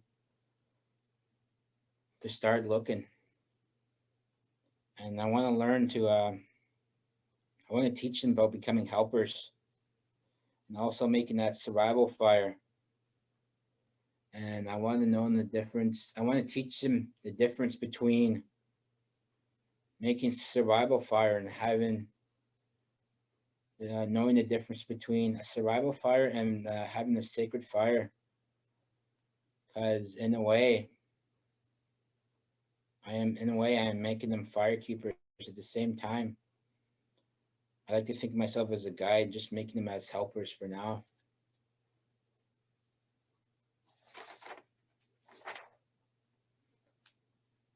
Like, I always knew that I was always going to be a teacher. If I had to teach the youth and the men to look at their survival fire within themselves, I like to think of myself as a guide. I want to teach them that aspect of survival fire making. This is my gifts, my strengths to share. There's nothing to be ashamed of. This is my skill. It takes a community to teach others. Others can teach. Other teaching is snagging. I meant snaring, like hunting, like snaring rabbits. That's what I meant. I didn't mean to put down snag in there. Being providers to the communities of being hunters, helpers, and warriors.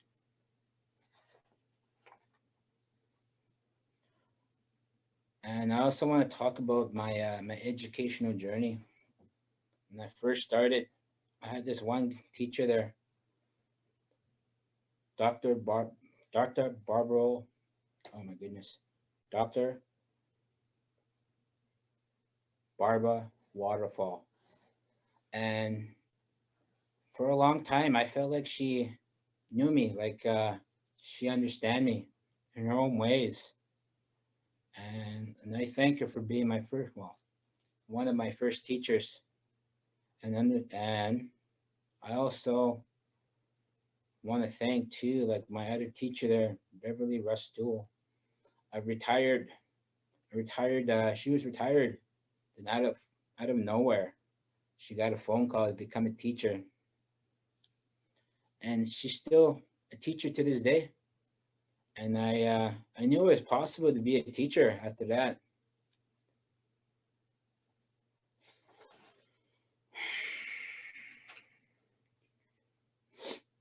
Well, I do plan on going to get my Master's of Indigenous Social Work. This is a story I want to share with you. You heard it.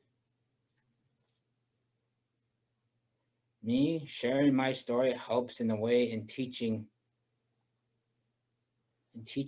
that unresolved grief and trauma. If you can do one thing for me, talk to your mom, your father, your grandparents. Learn to make amends with everyone that hurt you. I'm gonna say pray to the medicines. And I also want to teach a lot of things. Having all that unresolved grief and trauma, especially grief and loss, learning that Anishinaabe teachings about grief and loss, the importance of ceremonies, and those berries, and the full moon.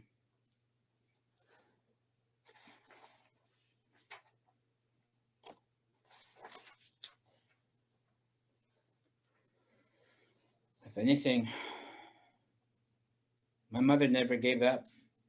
She always had that mental resiliency, having that humor, and trying to live, like trying to raise 4 boys as a single parent. It was hard seeing someone that you love, being hurt, the body breaking down.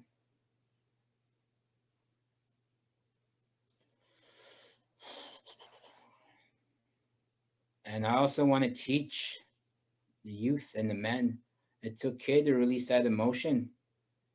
Can't tell men to man up. Trust me, we're learning to be a man. Being that provider for the family.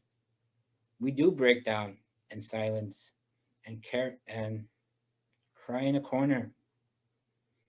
Being raised that it was wrong to show your emotions and releasing those tears, releasing and sharing that story is healing. And another teaching is forgiveness. It's also another teaching. Forgiving others that hurt us, especially hurting others as well. Having to forgive ourselves and not knowing. And having that sacred fire, the medicines of tobacco and prayers to the Creator. And I am really proud to be a Gija Nishnabinian coordinator. I am a kind man. And the Moosehide Campaign for me is actually really important, as it says here, to end violence against Indigenous and non-Indigenous women and girls, and especially the children, because as we grow up, I grew up like I don't want to say I live a good life, perfect life, but yeah, I was slapped. I was beat up by my mom because somebody hurt her as well. She didn't know how to release that anger, that emotion, that guilt, and being able to have that safe place to express that emotion. I'm hoping I can do that as a Gisha Nishnabinian coordinator, and I'm really proud that I have this position. And yeah, if we can just, those ceremonies or teachings, they're still there. Even you can still pray. I know it's hard during these troubled times, but at the same time, I always try to do everything right. I always pay for the teachings, and even last night I went for a walk. Then the full moon was out. I was just talking to the moon. Then at the same time, I realized I'm like, oh, I forgot my medicine, but I actually had my medicine right here. So the reason why I carry this medicine right now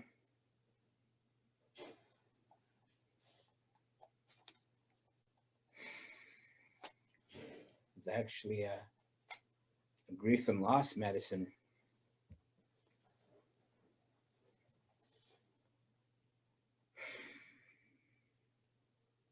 We have that stigma that it's not okay to talk about your emotions, that some people express it in anger, that they cope with drug and alcohol. And that's where, like, I grew up seeing that, like all the alcohol, all those terrible parties that led into fights. I got slapped and beat up a few times. But I grew up resenting, being angry. So I too chose the drink to numb that pain. At the same time, I knew something was wrong. So I stopped drinking. And when I stopped drinking, I thought everything will be better. Whatever I tried to numb, whatever I tried to bury, it all came back. It all came back. That's when I had to forgive myself and not knowing. I knew others hurt me, but at the same times, I had to forgive them for not knowing. And at the same time, I had to forgive myself that when I hurt others, I had to forgive myself. And I always offer that forgiveness whenever there's a sacred fire. When it came down to this medicine right here, it was actually it's a grief and loss medicine right now. This is bundle. Like I just recently, like almost maybe 2 months ago, 8 weeks ago, my mother took her own life. Took her own life, and she couldn't handle the pain no more. But I tried doing everything right, having a sacred fire for her, and making sure that she was buried next to family. And what is the grief and loss medicine? I actually have tobacco and bear medicine right here. Like I have the hair, and I also got stones. And when you have this during the bare moon, during that bare moon till the first crack of spring, that's when you release that medicine to a sacred fire, the first crack of spring. So I have to carry this medicine pouch from now till I put it to a sacred fire.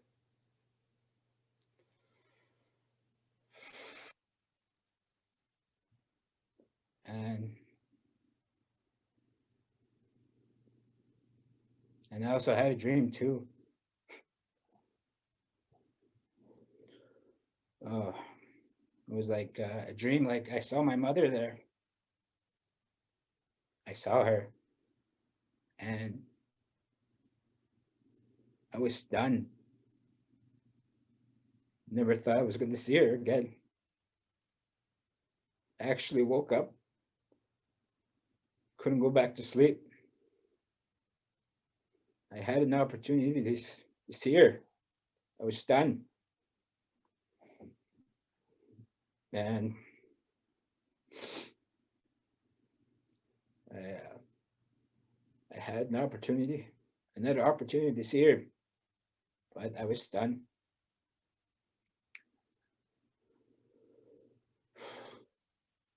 Then I also had another dream too. She came to me again, younger.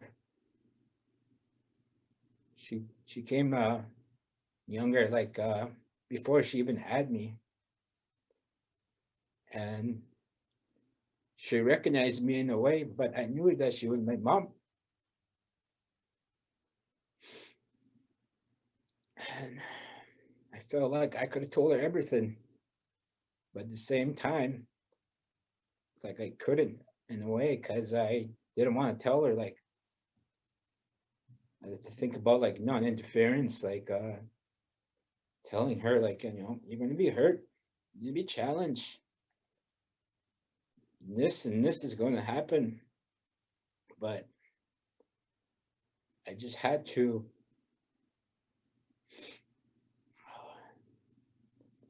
in a way, I felt like if I told her, my whole life would have been changed. It had to happen. So I'm here today. If anything, like me sharing this story, like it's also healing. Having those tears, it's okay to express it. And yeah, I take this initiative very, very seriously, like the Moosehide Campaign, and also I also want to be that good example for my nephew and my nieces, especially to my son. And during this time, I also want to be like a guide, just teaching others. Then again, all the work is up to them. I'm just going to give them what I know. Then again, it's going to be up to them. That's their work. They have to work on themselves.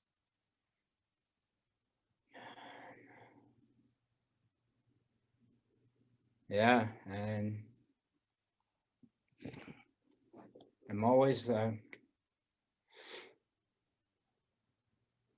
just want to teach youth and the men how to look after their fire, because mine was blown out and I took care of myself.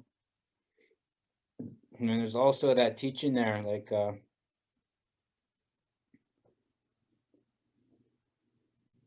the teachings of the two wolves. One is good and the other one's hate. But at the same time, you got to have that balance and that harmony. It's okay, to feel that anger. It's okay to be like, to express it. If you act on it, that's something else, then you get into trouble. But it's okay to feed, both of them, because you got to have that balance. You got to have that harmony, because I can't have one more than the other, because I got to have that proper balance. I feel like in a time of need, when I look back, I also look this way now. Those two wolves inside of me, I got two of them, and they're always going to be with me. That's all I have to say right now. Any questions?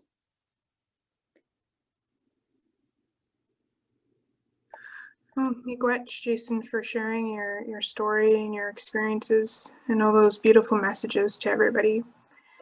Does anybody have any questions for Jason or any comments they want to share?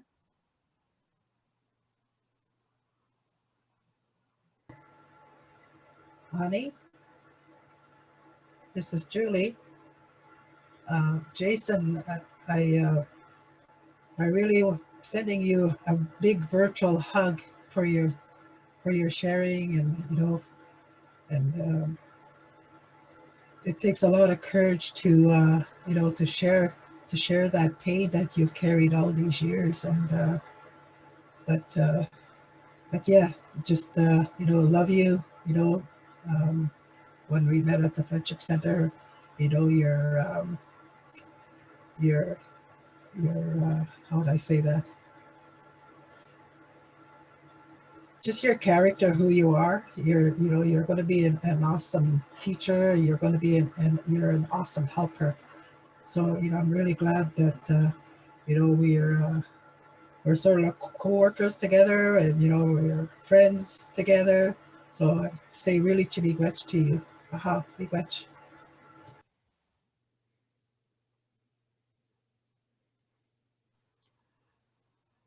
Yes, thank you, Jason. Right. There's a question about the charcoal cloth and what's the significance of that? Oh, it's having like there's my charcoal cloth right here. Having my flint. Having the striker. And also having, like, have your little fire base right over here, having all your materials ready, and just having that spark. That's when you look after that birch spark. That's when you start making that fire. And there's also another question. I missed it. This is what I want to teach the youth too, so.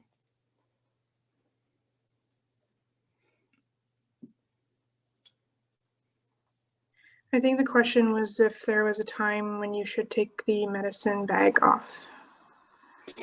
Well, I was told I'm supposed to carry it when I, from now to the first crack of spring. So I have to carry this medicine to a sacred fire for the next 4 weeks or so, or longer. But I'm probably gonna go by where I'm from Adelaide. I'm gonna go by their spring.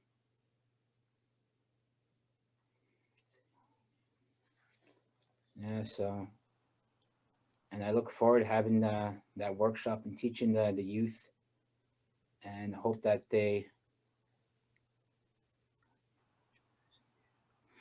we all have like, there are different kinds of medicines out there. Like you have the tobacco, the cedar, the sweetgrass, and that sage. So it's okay to I don't want to say like most common, and there's also different medicines from different territories. And as long as you have those, and I always smudge too. And this is my medicine, and I wanted to share that.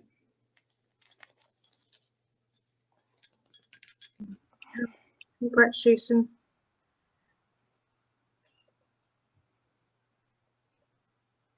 So up next we have Frank and Julie.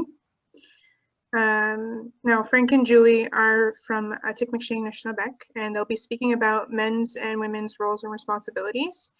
And Frank and Julie are two amazing people who have done some really important work in the community and also for Laurentian. In 2017, they led the sunrise ceremony, as well as the opening prayer for the grand opening of the Indigenous Sharing and Learning Center, among some other important commitments, including speaking during our recent 2020 Indigenous Education Week. So miigwech, Frank and Julie.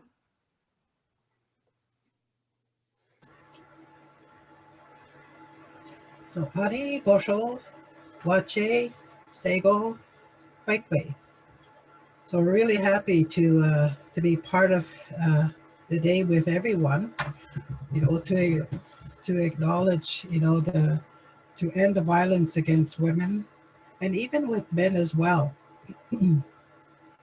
But I think I want to let Frank go first. And Bonjour. Name is Frank Ozawagosh from Tikmikshing. Just sitting here and listen to people talking. I said, well, what am I going to say? What I have? I don't have a book that I don't have it prepared on what I'd like to say. But it was just listening to different teachings that are there. There's a lot of the teachings that Julie and I have kind of walked with those teachings. But one of the things we all like to say, at least I like to say it, because a lot of times when you start to pick up your teachings and you start to pick up this way of life, people will look at you and say, oh, he's practicing his culture, he's practicing his medicine, practicing. I like to say, we're not practicing nothing. We just want to learn the ways of our ancestors. We want to learn the ways of how they lived. That's what we want to do. We're not practicing anything. We want to learn the ways of our ancestors and incorporate into our life, into this journey that we walk. It's a beautiful it's a beautiful path that we're on. Eh? It's a beautiful journey that we're on. And I'd just like to say to you, it's awesome to have a beautiful partner to walk that journey together. Eh? You know, our journey together is going to be almost 54 years. You know, we've been married going on 53, so we've been together a long time, and we picked up a lot of things along the way, and a lot of things that we picked up along the way we were kind of already doing and not even realizing we were doing some of these teachings without, you know, without getting any teachings. It was just something in life that we picked up, something along the way that the changes that we made in our life that we made those changes in. So with all of those things that we picked up, in the beginning, all these years that we walked together, you know, you know, 20 some years in sobriety, and we finally started to get some of our teachings and started to get some of this journey and this. Oh yeah, but we didn't get our teachings. Yeah, so, but like Julie said, it's been 40 some years we walked sobriety. It's been a long time since we left alcohol alone, but like I said, around 20, 25, 30 years, we started to get some of our teachings and some starting to learn about some of the things that we carry today, and some of those we were already carrying. We didn't even realize it. Eh? All the things that we do. Eh? It's, but one of the things that I'd like to share maybe because it's awesome to what we have in life and in this journey that we walk and the things in life that we do. And one of the things I would like to share. It's a simple teaching. Well, I guess it's not necessarily a teaching. It's something you can look at in life and what it can, how you can incorporate with your family, and how you can look at it. Look at the two, because the things that we look at, Julie and I, we look at creation for a lot of our teachings, and we look at what goes on out there in life. Eh? So it doesn't matter what it is out there. They all live in harmony out there. It doesn't matter the little hummingbirds to the big eagles, and, you know, to the big cranes, all the big ones. You know, they all live in harmony out there in creation. Eh? And then, you know, as we journey out there, and it's awesome to see how they live in harmony, and how they respect each other out there in life now.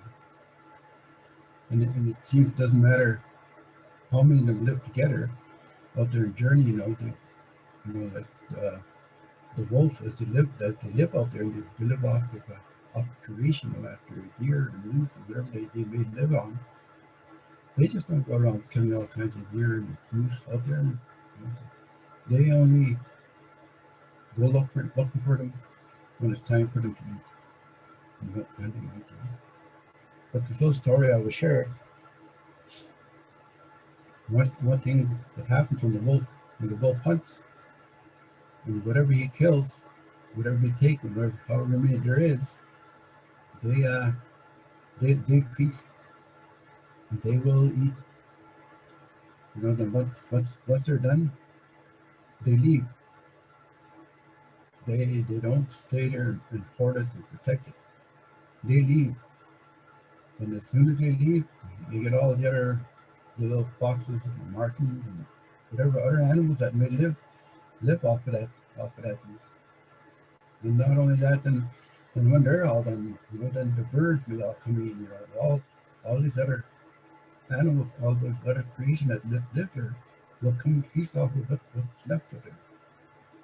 And when it comes right down to the bone, and after everything is gone, you get the little critters come from the ground. And it's amazing. The ones that come from the ground will take everything. You won't find anything of what the wolves killed. And it's completely different. If I went there and I shot a moose, if I cleaned it, I took the hide, I trimmed all the meat off the bones, I left all the bones behind, and I left whatever was left of the hide. If I left it there, the hide, the fur, I can go back there next year, 2 years' time. The bone will still be there. You'll still find traces of moose hair around there where I left it. So it's amazing how creation takes care of things out there. Like I said, you won't find anything with that wolf kills it. But you sure can find it for years after I've killed it, I've killed it. That's the harmony of how creation is, and how they live in balance, and how they look after each other, So that, as we journey out there, we look at so many things, whether it's the trees, the waters, looking at the waters in springtime, you guys says, holy geez, those rushing waters are just, they stir up everything, you can't see nothing because the water's so dirty, and you know what I said? That's creation preparing the waters and preparing the water beds. I said the beds of the water, I said, in the rivers and rapids, and I said, these running water, I said, when there's so much dirt and stuff that creates everything, all summer, I said, over the winter and all the boulder that comes down, I said, creation takes care of that for those fish that are going to come to spawn. That cleans the bottom of the rocks, and all the crevices, everything that's in there, it opens up all those crevices between the rocks. So when the fish spawn, everything falls down in between the rocks where it can hide. Whereas if you just laid the egg right on the bottom, and then you got all these bottom feeders that would just feed everything up. You wouldn't get pickerel and some of these other fish that lay the eggs on most of the rocks where the other ones that feed out the bottom can't get them. You guys, oh my God, I never looked at it that way. So I didn't know that. I just know that water is so high in the springtime, and it's just flushing everything. I said, that's that creator taking care of itself. So then all those things that we learn, is one of the things I really looked at and really like to, I want to share that in life's journey is not easy. It's tough, I like to share a simple, like I said, it could be a teaching, I guess. I'll use it as a teaching. And the springtime's coming. Right now, I'm getting ready for sugar bush, to make maple syrup. But then things are going to change, and it's going to become summertime, going to be springtime. And you know what? For people that I've never gardened before and never did anything out there in gardening, you decide that, well, maybe it's time to do gardening. Okay, I'm going to do my gardens. I'm going to put it in garden, and then we'll have all kinds of stuff to eat in the fall time when we harvest. But you know what? When you go out there and you create that garden, you plant it, it doesn't matter what you put out there, whatever it is, boy. If you're committed and strongly committed to looking after that garden and making that garden and looking after it all summer, you weed it, pick the buds, and till the soil, prepare it, and just stay working with it all summer. Boy, sure, you're going to get lots of nice stuff from the fall time when you're harvesting. And you say, wow, what a harvest. That was such an awesome year. It got so much older. But then again, if you were to plant that garden, you say, oh, I'm going to put my garden in. I put everything there. I put it up there and everything there. Okay, that's good. I'll come back in September or October. It's time to harvest. I'll come back and harvest then. My garden's in anyway. But you know what? Come fall time, you go back there, you know what you're going to find. Lots of weeds, lots of grass. You might find very little of what you planted. Very little. Because the rest of everything took over what you planted. Creation's natural folder starts to come up, starts to take over your garden. So and that's how it is in life. You have your family, you start raising your kids, and you nurture them. That's what we want. We want to nurture them with all this good stuff so they folder, they blossom. So that teach them all these beautiful teachings, help them find the balance between all these beautiful things that are there and all the bad things that are there. Because it's a tough road. It's a tough journey. When raising our family, we just made changes. When it was 40-some years that left alcohol alone, and we went for a few years of drinking some alcohol, and then we left it alone. So then in those first years when we first left it alone, we were just doing that.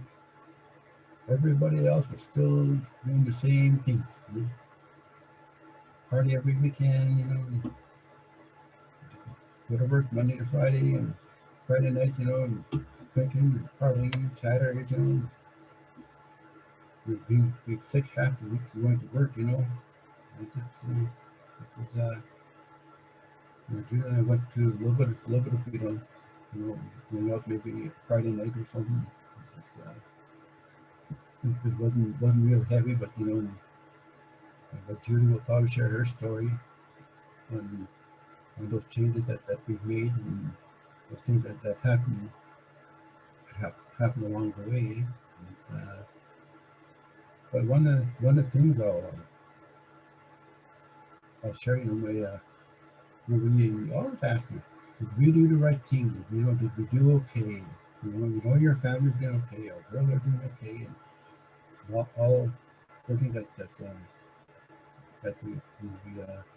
we did. Sometimes we question, did we do all right? But one of my girls went to part of her job. She had to go away and do some training. She had to go a couple of days anyway, 2 days, whatever it was. But anyway, all during the training, all the stuff that they went through and all the things that they covered, and they on that final day, and they had half a day or something. And he said, well, this morning this is going to be kind of a learning morning, but he says, what I want you to do this morning, he says all the stuff that we covered, he says, I want you to find yourself somewhere in there, in all those things that in life that happened in those areas that we covered. And you find yourself there where you made these changes. That's where you were. Those things that happened in your life. Anyway, my daughter started looking around, and she looked at all the boards, all the things that they covered, and the things that they covered. Then she went back again. And she looked at the board, she looked at the board, she looked at the board, she looked at the board. Then I guess the time was up, eh? So then they asked, does anybody want to share where they found themselves? My daughter spoke up. She says, I have something to say. He says, yeah. She says, well, what's the matter with me? She says, I couldn't find myself on the board. I couldn't find myself anywhere. And all those things that we covered. The guy says, you couldn't? He said, you got to be the first student I've had that couldn't find themselves on the board. He says, really? He says, you know what? He says, you were really lucky.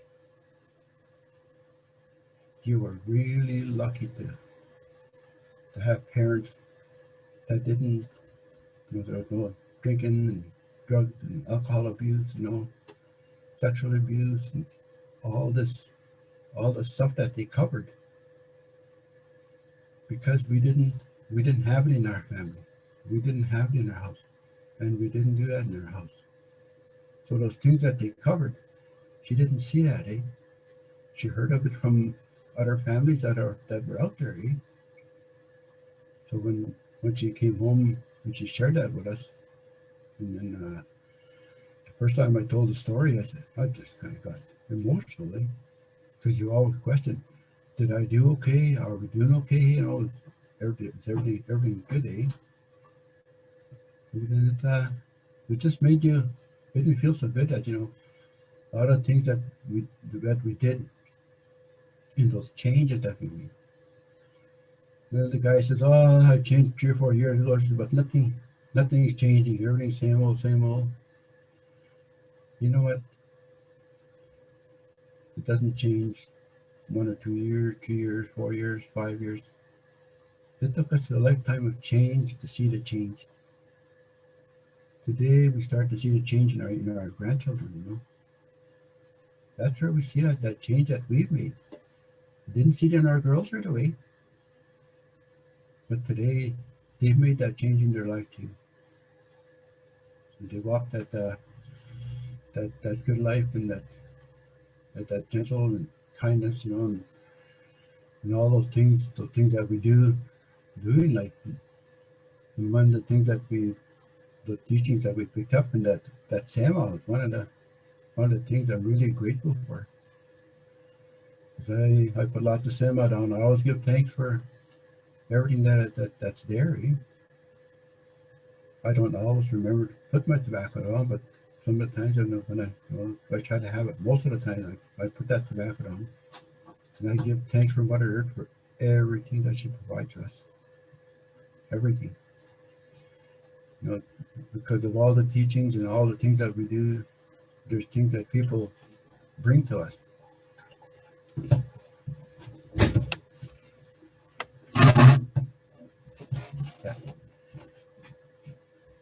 Yeah, there's things that people bring to us to work with. If we're doing a lodge, we need grandfathers. We need, the wood. Sometimes they bring that here. Eh? So when I know that gets brought here, I always, before I even start the fire, before I even do anything, I take my tobacco and I give thanks for all that wood that was brought here. I give thanks for the grandfathers that were brought here, because I'm not sure if the person that picked them put the tobacco down for the grandfathers, or the person that cut the wood didn't give thanks for the tree that's there, for that life they had taken in. So I say thank you for that tree that was cut, and that life that was taken, for that wood that's we could make firewood for the lodge. Eh? We do lots of work with people. Eh? So all those things that we use, if we do the lodge, eh? We're all done with the grandfathers, and we're all done with all the wood and all the ash. I'll put in the bucket, and the grandfathers, I'll put them in the bucket, and I'll take them all back in the bush, and I'll take the ash and I'll put them all back in the bush. And you know what? They're just ash, but I still say thank you for that wood that came. And those grandfathers. I say miigwech for coming to help us, to help the people that we work with. Help those people that need that help. I say thank you for that help. We need that help. our people need that help, finding that good road that we walking. Talk about that beautiful journey that we walking. So I give thanks for that again. After I put it back in the bush, and sometimes I won't have tobacco. I'll forget to, like everybody else, and I forget too. But I try to remember to do that. To put that tobacco down. Give thanks for everything that's there for us. So with all those things that we picked up along the way, and I give beautiful thanks to all my partner and all her job and where she worked, all the things that she did, the things that she was taught on what we were doing. We're walking in that good road. We're on that good path. We're on that beautiful journey, So I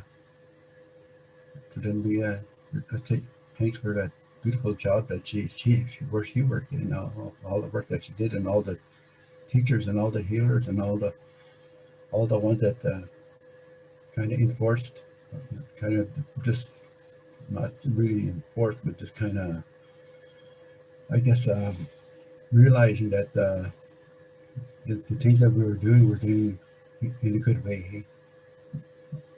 Yeah, because in the beginning, because we were all alone, we did so much stuff with the family, just gone. Never had a plan, just go.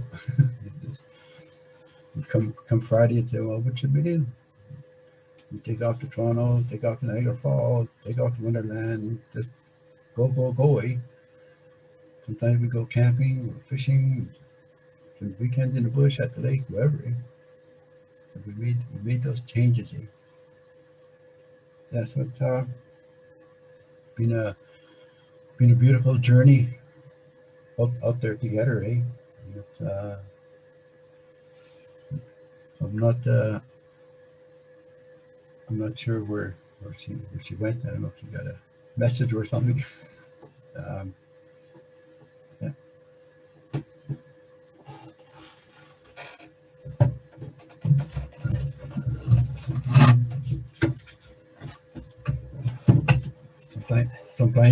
Sometimes we sit too long, you start to get cramped up here. So maybe that's what was happening there.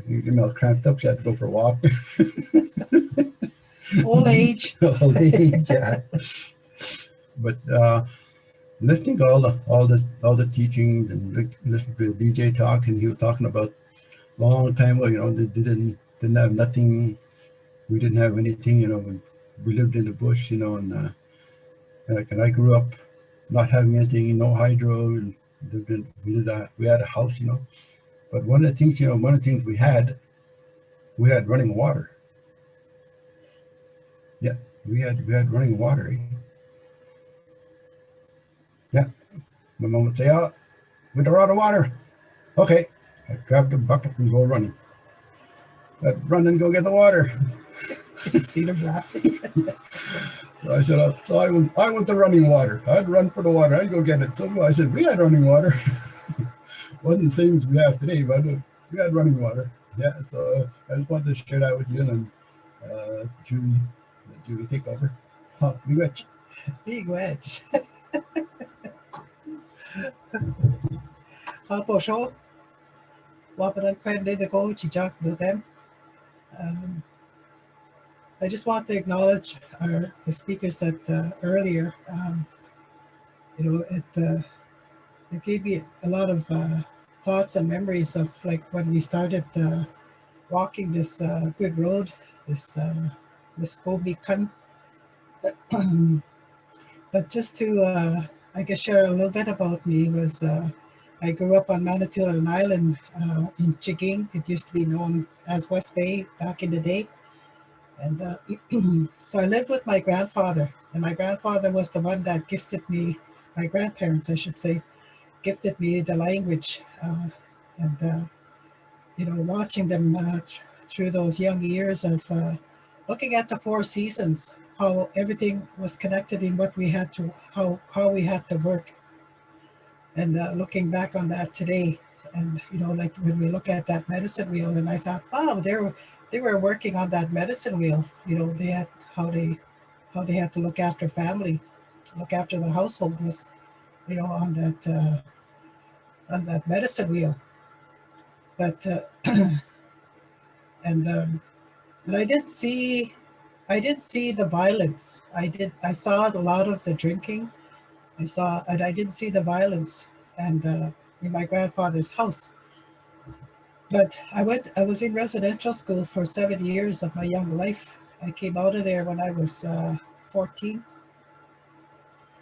And so I started to see a lot more and experience a lot of hardship being in residential school, with sexual abuse.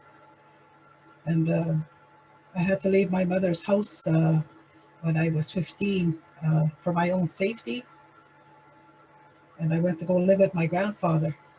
And at my grandfather's house, it was a shell. There was no insulation. There was no wall boards or gyprock.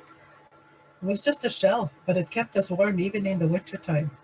So when I look back at that time, you know, was that I was really blessed, you know, that was my home. I grew up as a baby in that home, and then coming into my young adult life.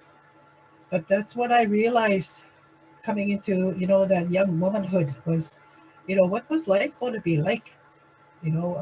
Already witnessing and seeing firsthand, of family violence, domestic violence. So it was really scary, and I started to really think about that. And I said, what kind of life am I going to have? What's going to happen to me? And but anyway, what I said to myself at that time, I said, if I'm ever lucky, to have a man in my life, I'm not going to have this. And if we're lucky to have a home, this is not going to happen in my home. I said, if we're lucky to have children, I said, this is not going to happen. They're going to be safe. So I said, that was when I was 15 and, coming into my 16th year. So, life went, and I eventually left the island, ventured out. I started wandering around, what is my purpose? What is life? And so eventually, a few years later, I met Frank, and the rest is history. Yeah. But still, when we look at even in our community, there was so much domestic violence that was happening, and what do we do? What do we do? Do we become involved? There was, the services were not there. Um, the police never really intervened. They just said it wasn't none of their business. They didn't, take those calls very seriously. Uh, so, but I thought about that. I thought about my mother. I witnessed her. She was probably 115, 120 pounds, and her husband was probably 300 pounds. And but I saw her down by the lake because the house was on top of a hill, and we had the the access to a beautiful lake from where they lived, where their house was. But I saw her that one night, and they were fighting and arguing, and I saw her, grab his arm, and she flipped him right over. And I thought, holy mackerel, better not wrestle with that woman. But it really scared me. I took the kids. There was 3 of them. I took them out for a walk way out in the apple orchards, and I was so scared to go back. And I said, what do I do with these kids? But eventually we went back. I put them to bed. Eh? But so we saw so much growing up. And so when Frank and I started our family, and I worked for my First Nation for a few years, and then I left there to go work at Swakmuk Native Friendship Center, and that's where my life started to change. I started the healing path, the healing of my spirit, of the things that I witnessed as a child, and what I still carry. to when we look at, domestic violence, against women and even with men. But what do we do? Like, how do we help? How do we become helpers? And I think that we need to understand ourselves first and to acknowledge, what it is that um, what is it that we want in our life. So, when we make that decision, when I made that decision, I wanted a different life, and and that happened. Eventually it happened. Like, with my most awesomest partner here, my life partner, was that we have the same vision. We have the what we want in life for ourselves and for our children and our grandchildren. Like, we have that same vision, and the things that we do. But at the same time, we recognize that we are our own individual self. Like, he has his own interests. I have my own interest in the things that we do. And our relationship is very healthy, because to be in a healthy relationship, and the circle of friends that we have, we embrace, the opposite sex when in that circle. He's met people on his in his golfing time, or when I'm, working, and we get to meet people, and we make friendships. So when we see this a male friend, I would go hug him and I'd say, "Oh, it's so good to see you. How are you?" And Frank is the same way. We don't have these controlling issues. We don't have this jealousy, because I'm confident in who I am, and he's confident in who he is, and we're confident in our relationship. It's strong. So there's nothing there that that we begin to have that rift in that relationship. And that's what we show our daughters. If you have that strong relationship, there's nothing that's going to cause that rift in that relationship.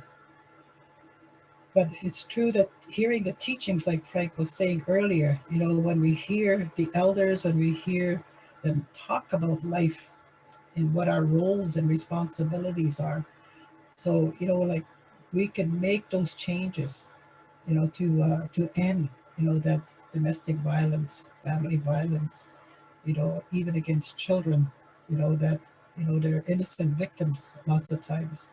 And it's like, it's even happening today, not only in with Anishinaabe, but with all cultures. We see so much of that in the news. And but how do we end that? Like, what kind of support can we give? And our heart will guide us, even though, like, sometimes we're afraid. If there was that really violent situation, like, what do we do? And so we just have to trust our inner spirit, to guide us, should that situation ever come up. But one of the things like, when I think about the relationships, is that to be able to come together, and even though, because we all have a past, things that we have done, in our life, um, and, begin to understand that, to talk about that, and then not to use those events against each other as you move on. And the drug and alcohol, those are the worst demons that can split families apart. So it takes a while for that healing to happen, to awaken, and to be able to really look at, what is it that I want. I don't want to hurt my partner anymore. So what do I do? What do I need to do? Who do I go talk to? So there's so in life, when we look at what we do, is that I guess for me, is that I look back on, the things that I saw growing up, and those are where I made those changes, or I made the decision to make those changes. And it can be sometimes it's challenging to, when you make those changes. But, my heart or my spirit knows that, what I'm on that right path, to be able to recognize that. And one of the things that I've shared, a young woman came, this was back at Laurentian time when I was one of the elders there, along with Ron McGregor. But this young woman came and she was starting her studies and into that Indigenous social work program. And she says to me, she said, "Julie, what am I doing here?" She said, like, people look at me, still like looking as that rebel that I used to be. I used to fight. I used to be in the justice system. And she says, maybe I shouldn't even be here. And I said, "But you're here." I said, "You're here because your spirit brought you here." I said, "Your spirit, has been waiting for you to make those changes in your life." So I said, I said, one of the things you can do, I says, acknowledge your truth. I said, acknowledge the truth of what your life was like. And I said, and when you can acknowledge your truth, I said, no one can harm you anymore. I said, no one can take away what you have today, what you're working on. And I said, if you ask them, do you know what I'm working on today? And if they say no, I said, then you tell them you have no business bringing up my past, what I've done. I said, because that's where it stays, in the past. I said, that's my story, not yours. So I said, so walk with your truth, hold your head up high. I said, you have nothing to be ashamed of. I said, we all have that. We all have a past of some sort. So she says, okay. So then I saw her probably another 5 years later. She said, Julie, I graduated. She says, I'm so proud what I've done for myself. And I says, absolutely.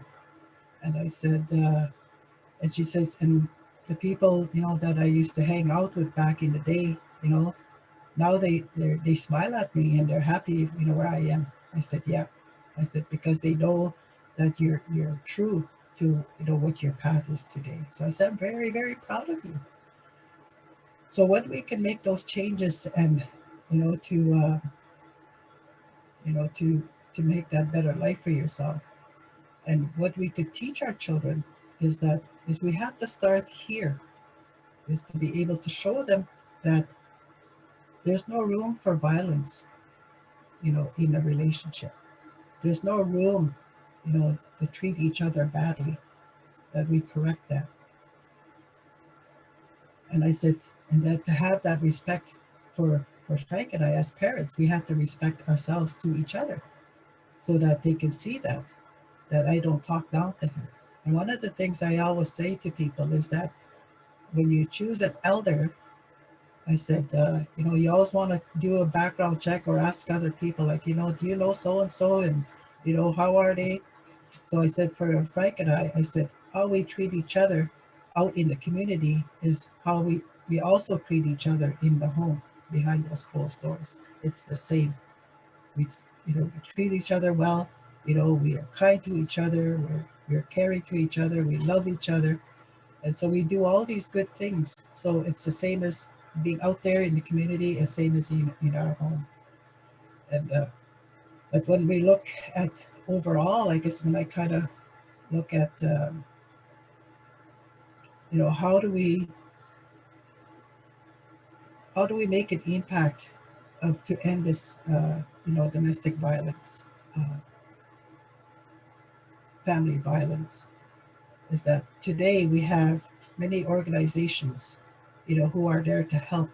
There are shelters, there's helplines, but I don't know like how many people really use the helpline. I don't see any stats, how well they're used. Um, also we can look at, how accessible organizations are. Do they, You know, they see people like ourselves in organizations. How well do they understand Anishinaabe? You know, so there's so many factors that to be considered, or you know, or how is that person's spirit? You know, like that's reaching out for help, eh? So there's so many things that we could look at, and it's so awesome. Like now our people, like when we look at, you know, natural helpers who are out there, you know, who can be there for our people. Because it wasn't there back in, you know, in the time when we were young parents or when I was a child. There was nothing like that for for women to go to. When I, you know, when I look at my mother, you know, of all what she had to go through, and it was so sad and terrifying, you know, to see her go through all of that, and she still stayed. You know, how do you stay in a relationship that way? But she did, and but after when her husband passed away, you know, for me it was a big relief that he passed. But for her, it was the start of her own journey of walking alone, but with all the hurts and all the memories of what happened, the trauma, what happened to her. And so it took her many years to work through that. And it was like in 1974 when we reconciled as a mother and daughter, because before that, when I was just a girl, you know, she harmed me in so many ways, and I didn't understand why she harmed me. So in 1974, when we reconciled, that was the year that her husband passed away, was that I never asked her, how come you did this, you know? That day when we reconciled, we just moved forward. We rebuilt our relationship. And it was the best relationship we had as a mother and daughter. And as, you know, for her as a grandmother and a great grandmother. So, you know, for 39 beautiful years with her, you know, we had so much laughter, we had so much fun, you know, we had our gatherings, you know, she always put herself out there to, you know, to make a beautiful events for us when we got together, you know, and for the grandchildren to see her, you know, when, you know, that there was no alcohol, you know, there was lots of laughter, lots of fun things. And, but, you know, those are the changes over time. But, you know, when I asked her, I said, like, you know, why did you stay? Like, well, how come you couldn't just leave? Because there was no resources then for her, you know, how to be safe with her children. So today there's a lot more resources, and there's a lot more of our people, you know, being in those organizations to be able to reach out and to be there for the ones that really need that help, eh?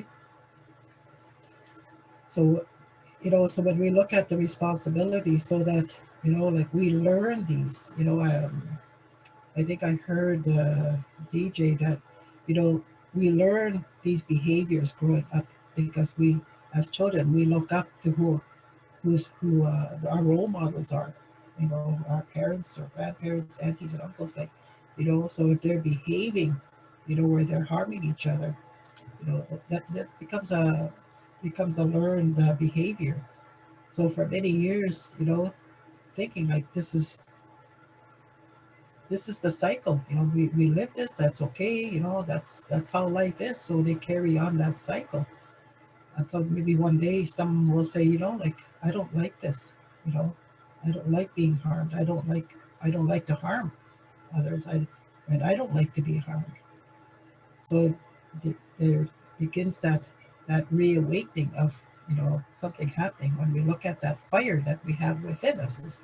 It's being reawakened. You know, it's time. It's time now to make changes. But how do we make changes, eh? So it's looking for that guidance, and so we can unlearn that. So, you know, like we can show them um, you know, like if you have it in you that this is what you want to do, is to be able to change your ways, you know, to be that kind man, you know, working with Jason, and you know, he has the time and, you know, the program to be able to show them and, like, you know, unlearn what you've saw all this time. Now it's time to learn new ways of how to be a man, how to take responsibility for yourself, and to be able to look at your family and be there for your family. So it takes a lot of courage, it takes a lot of commitment to be able to do those, and not even look at them when we make those changes and making connections. It just becomes a way of life after. It just it's not looking at what's my responsibility, what's my way of how to do things, but it comes natural after, because you've let go, you've made a commitment through ceremony, to make those really good changes in life. Because when we look back behind us, we want to leave good marks and tracks. And so what kind of tracks do we want to leave behind? So that, so that's up to us to make those changes. But, so much because of residential school, the 60s school, and, all of those, adoptions, children that were taken away or even sold, just finding their way back into communities, finding their way back to family. That's been a really hard journey for them. So much trauma has happened prior, finding their family. So many questions. And so how do we embrace them? So, maybe they've learned so many things that, they don't want to, um, that they want to make those changes in life, but they don't know where to start. So there's so many factors that that we can look at, and but the help is there. Like elders are there. We have so many elders in our communities now who are walking that good way. Who walk with ceremonies. So it took a while for us to walk with ceremony. It was in 2000. So that's like 21 years ago, that we started walk with ceremony and learning. And so it's been an awesome journey. But, when we go back to, looking for those elders. So, there are many elders in all the communities, along the North Shore, on the island, and, across Turtle Island. So many strong, elders and spiritual people, out there that, people, they can be reached out to, eh? We have healers, who are also like very gifted people. So there's a lot more hope today than back in my time as a child. Where do we go, eh? Not understanding, what happened to a child. They were there one day, and the next thing you know, the child is gone. There's no understanding what happened there, eh, when the child was apprehended. So these kind of things were happening, and there was no conversation, because children were not allowed to be in the same room when adults were talking. They were chased away.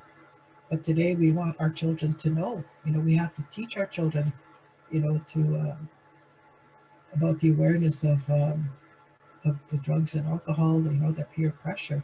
We never understood that. We never understood what bullying was. Today we know that, and we can teach our children that, eh? So there's so many changes, so many beautiful things that are happening, in our communities, and so many gifted elders, that are there for all of us, eh? And us sometimes, we need to sit with others, and then to be able to, listen to the stories, and just like, and then you get that aha moment, eh? You're just like, yeah, that's what I was kind of wondering about. And then, and then somebody comes and tells that story. It was it's so enlightening, to sit with other elders, and hear, sharing stories, eh? Uh, but one of the things that I remember, when we were driving one time, and I were telling jokes, and so I said and my youngest girl was probably maybe 6 years old, and I said, I said, so, I said, why did the mother carry the baby? She says, because the baby can't carry the mother. And I said, wow, she figured it out just like that. But, like, so, to be able to play games and, think about those memories because, so some of my memories are, those trauma, those hardships of childhood. But today we want to leave good memories, for our children and then for the grandchildren. Eh? So we want to leave good memories and, stories that they can talk about and to share some of those funny stories or, to share about, things that happen in residential school. Because, we can't let that legacy die, and it's part of, the history of our people. And so it's so really important to share the stories, of your lineage, of your grandparents, your great grandparents, and there was a cousin who knew all those stories of our lineage, and and I didn't write any of those down because a lot of my strong roots are from Wickham, and so today, like I don't know, who all the family ties are. I know a little bit, small family, who are family ties that are connected to my grandfather. So so it's important to share those stories because long time ago, growing up, the people, the adults used to say, you're related to this person because of this and this, and through whom, through this person. Today we don't even do that. We don't even tell our children, who their cousins and their cousins because of this family and how the connection is, how the ties are made. So we don't even tell our children that. We just say, oh, that's your cousin, that's your cousin. But they never come back to say, well, how are they my cousin? So it's really important to start telling those stories of family ties, of that family lineage. Like even me, like I'm I'm kind of at fault with that too. They have a little bit of understanding of family ties, but it's a big family. Like we all have big families, those big extended families, and it gets big for many of us, eh? With Frank's family, his one sister, she had 17 kids. Yeah.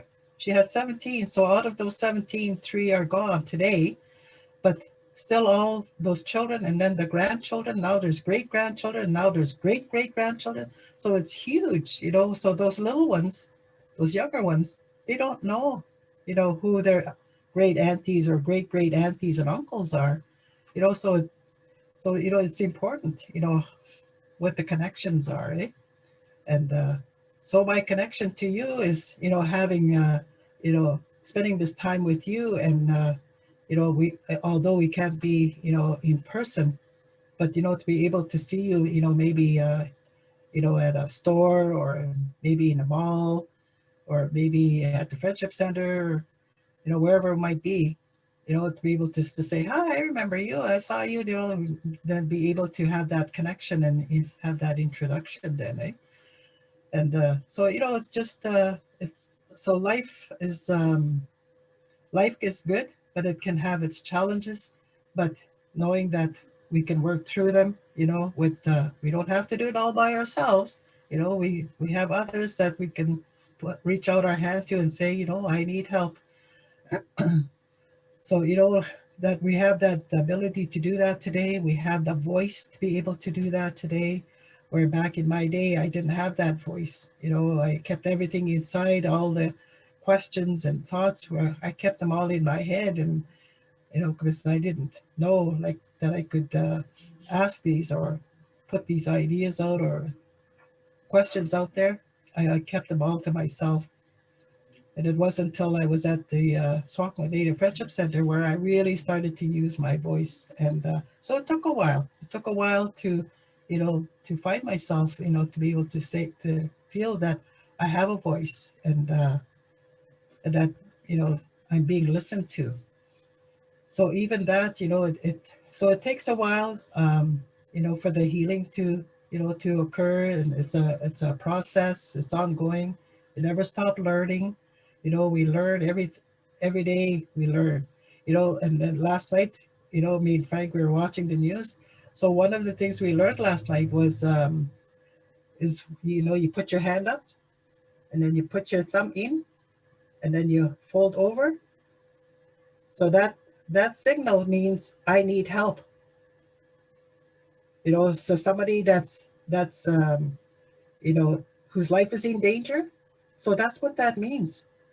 And we learned something last night, eh? So it's putting your hand up, putting your thumb in, and folding over. It means I need help. So that was such an amazing thing. It was just like, wow, we learned something. So a lot of times we, when we're out or in our communities, to be able to watch for those signals or even teach that, eh? So like, I'm just sharing that with you so you can share that with others, eh? That, if you ever need help, use that signal. Then we'll get help. We'll call 911 where, we'll have somebody come, and come and help you, get you out of there, get you out of that situation, eh? So that was one of I think, a really an eye opener for us last night. But we have the gift to change. We have the gift to want something better, and then for our men,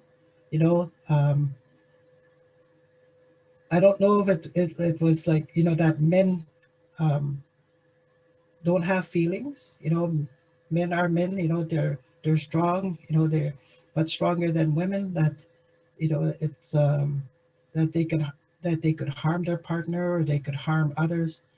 But, but really inside, that's not what they want. But that was just a signal for them to say, like, I want to be heard, I want to be listened to, but they don't know how to do it. So that those times are changing. So, for men, that to believe in our men, that, that they can change their ways, to unlearn those negative behaviors, or to unlearn those harmful behaviors. So, I pray, we always pray for that. We always pray that, our men will get healthy and have healthy families, healthy communities, and to be able to be those things, to be those leaders, in our communities, as well as the women, to have, to be those leaders as well, eh? So I just want to, leave that with you, keeping that fire strong within your spirit. I always say we carry that fire within us, so keep that fire strong. And when it starts to go low and just have that little flicker, it's time to find somebody to go talk with, to bring that flame right back up. Because it's really important, because we all have something to teach. We all have something to share, and we always want to leave something behind, so that, our ceremonies, are not forgotten. Our ceremonies will be carried on. Our language will live a long time. So, so all of this, all of these ceremonies, everything that we do, and everything who we are as Anishinaabe, that our future grandchildren, those new generations to come, that there'll be something there for them as well, eh? So I say miigwech, and we'll have a good weekend. Oh, miigwech, Frank and Julie, for those beautiful messages and the sharing of your stories and your experiences. I've certainly learned a lot today, and a lot of the different teachings that have been shared by our speakers today, a lot of teachings surrounding that it's okay to reach out for help, that it's okay to be yourself and be vulnerable, be authentic, and say, this is me, this is where I'm at in my healing journey, and I need a little bit more support and help to continue on, and to think about how to be more kind, how to carry ourselves with kindness and treat our partners and our family members and those around us with more kindness and forgiveness, and to just try and create those better relationships with people, right? Lots of beautiful things to think about, and how to, continue connecting with our culture, just being who we are and engaging in ceremonies, just fasting to correct that balance in our life and ground ourselves with Mother Earth. All of these beautiful things today that I'm so grateful that everyone's been able to share with us. So I thank you, Frank and Julie, and Jason and Darren and Brandon for sharing everything today. And I thank everybody for joining us. And I hope you guys all have a wonderful weekend. And if there's any questions for Frank and Julie before they go. Then, good.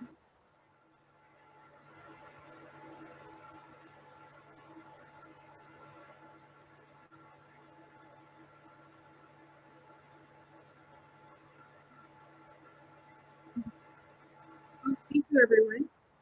And I hope you guys all travel well and stay well in your homes.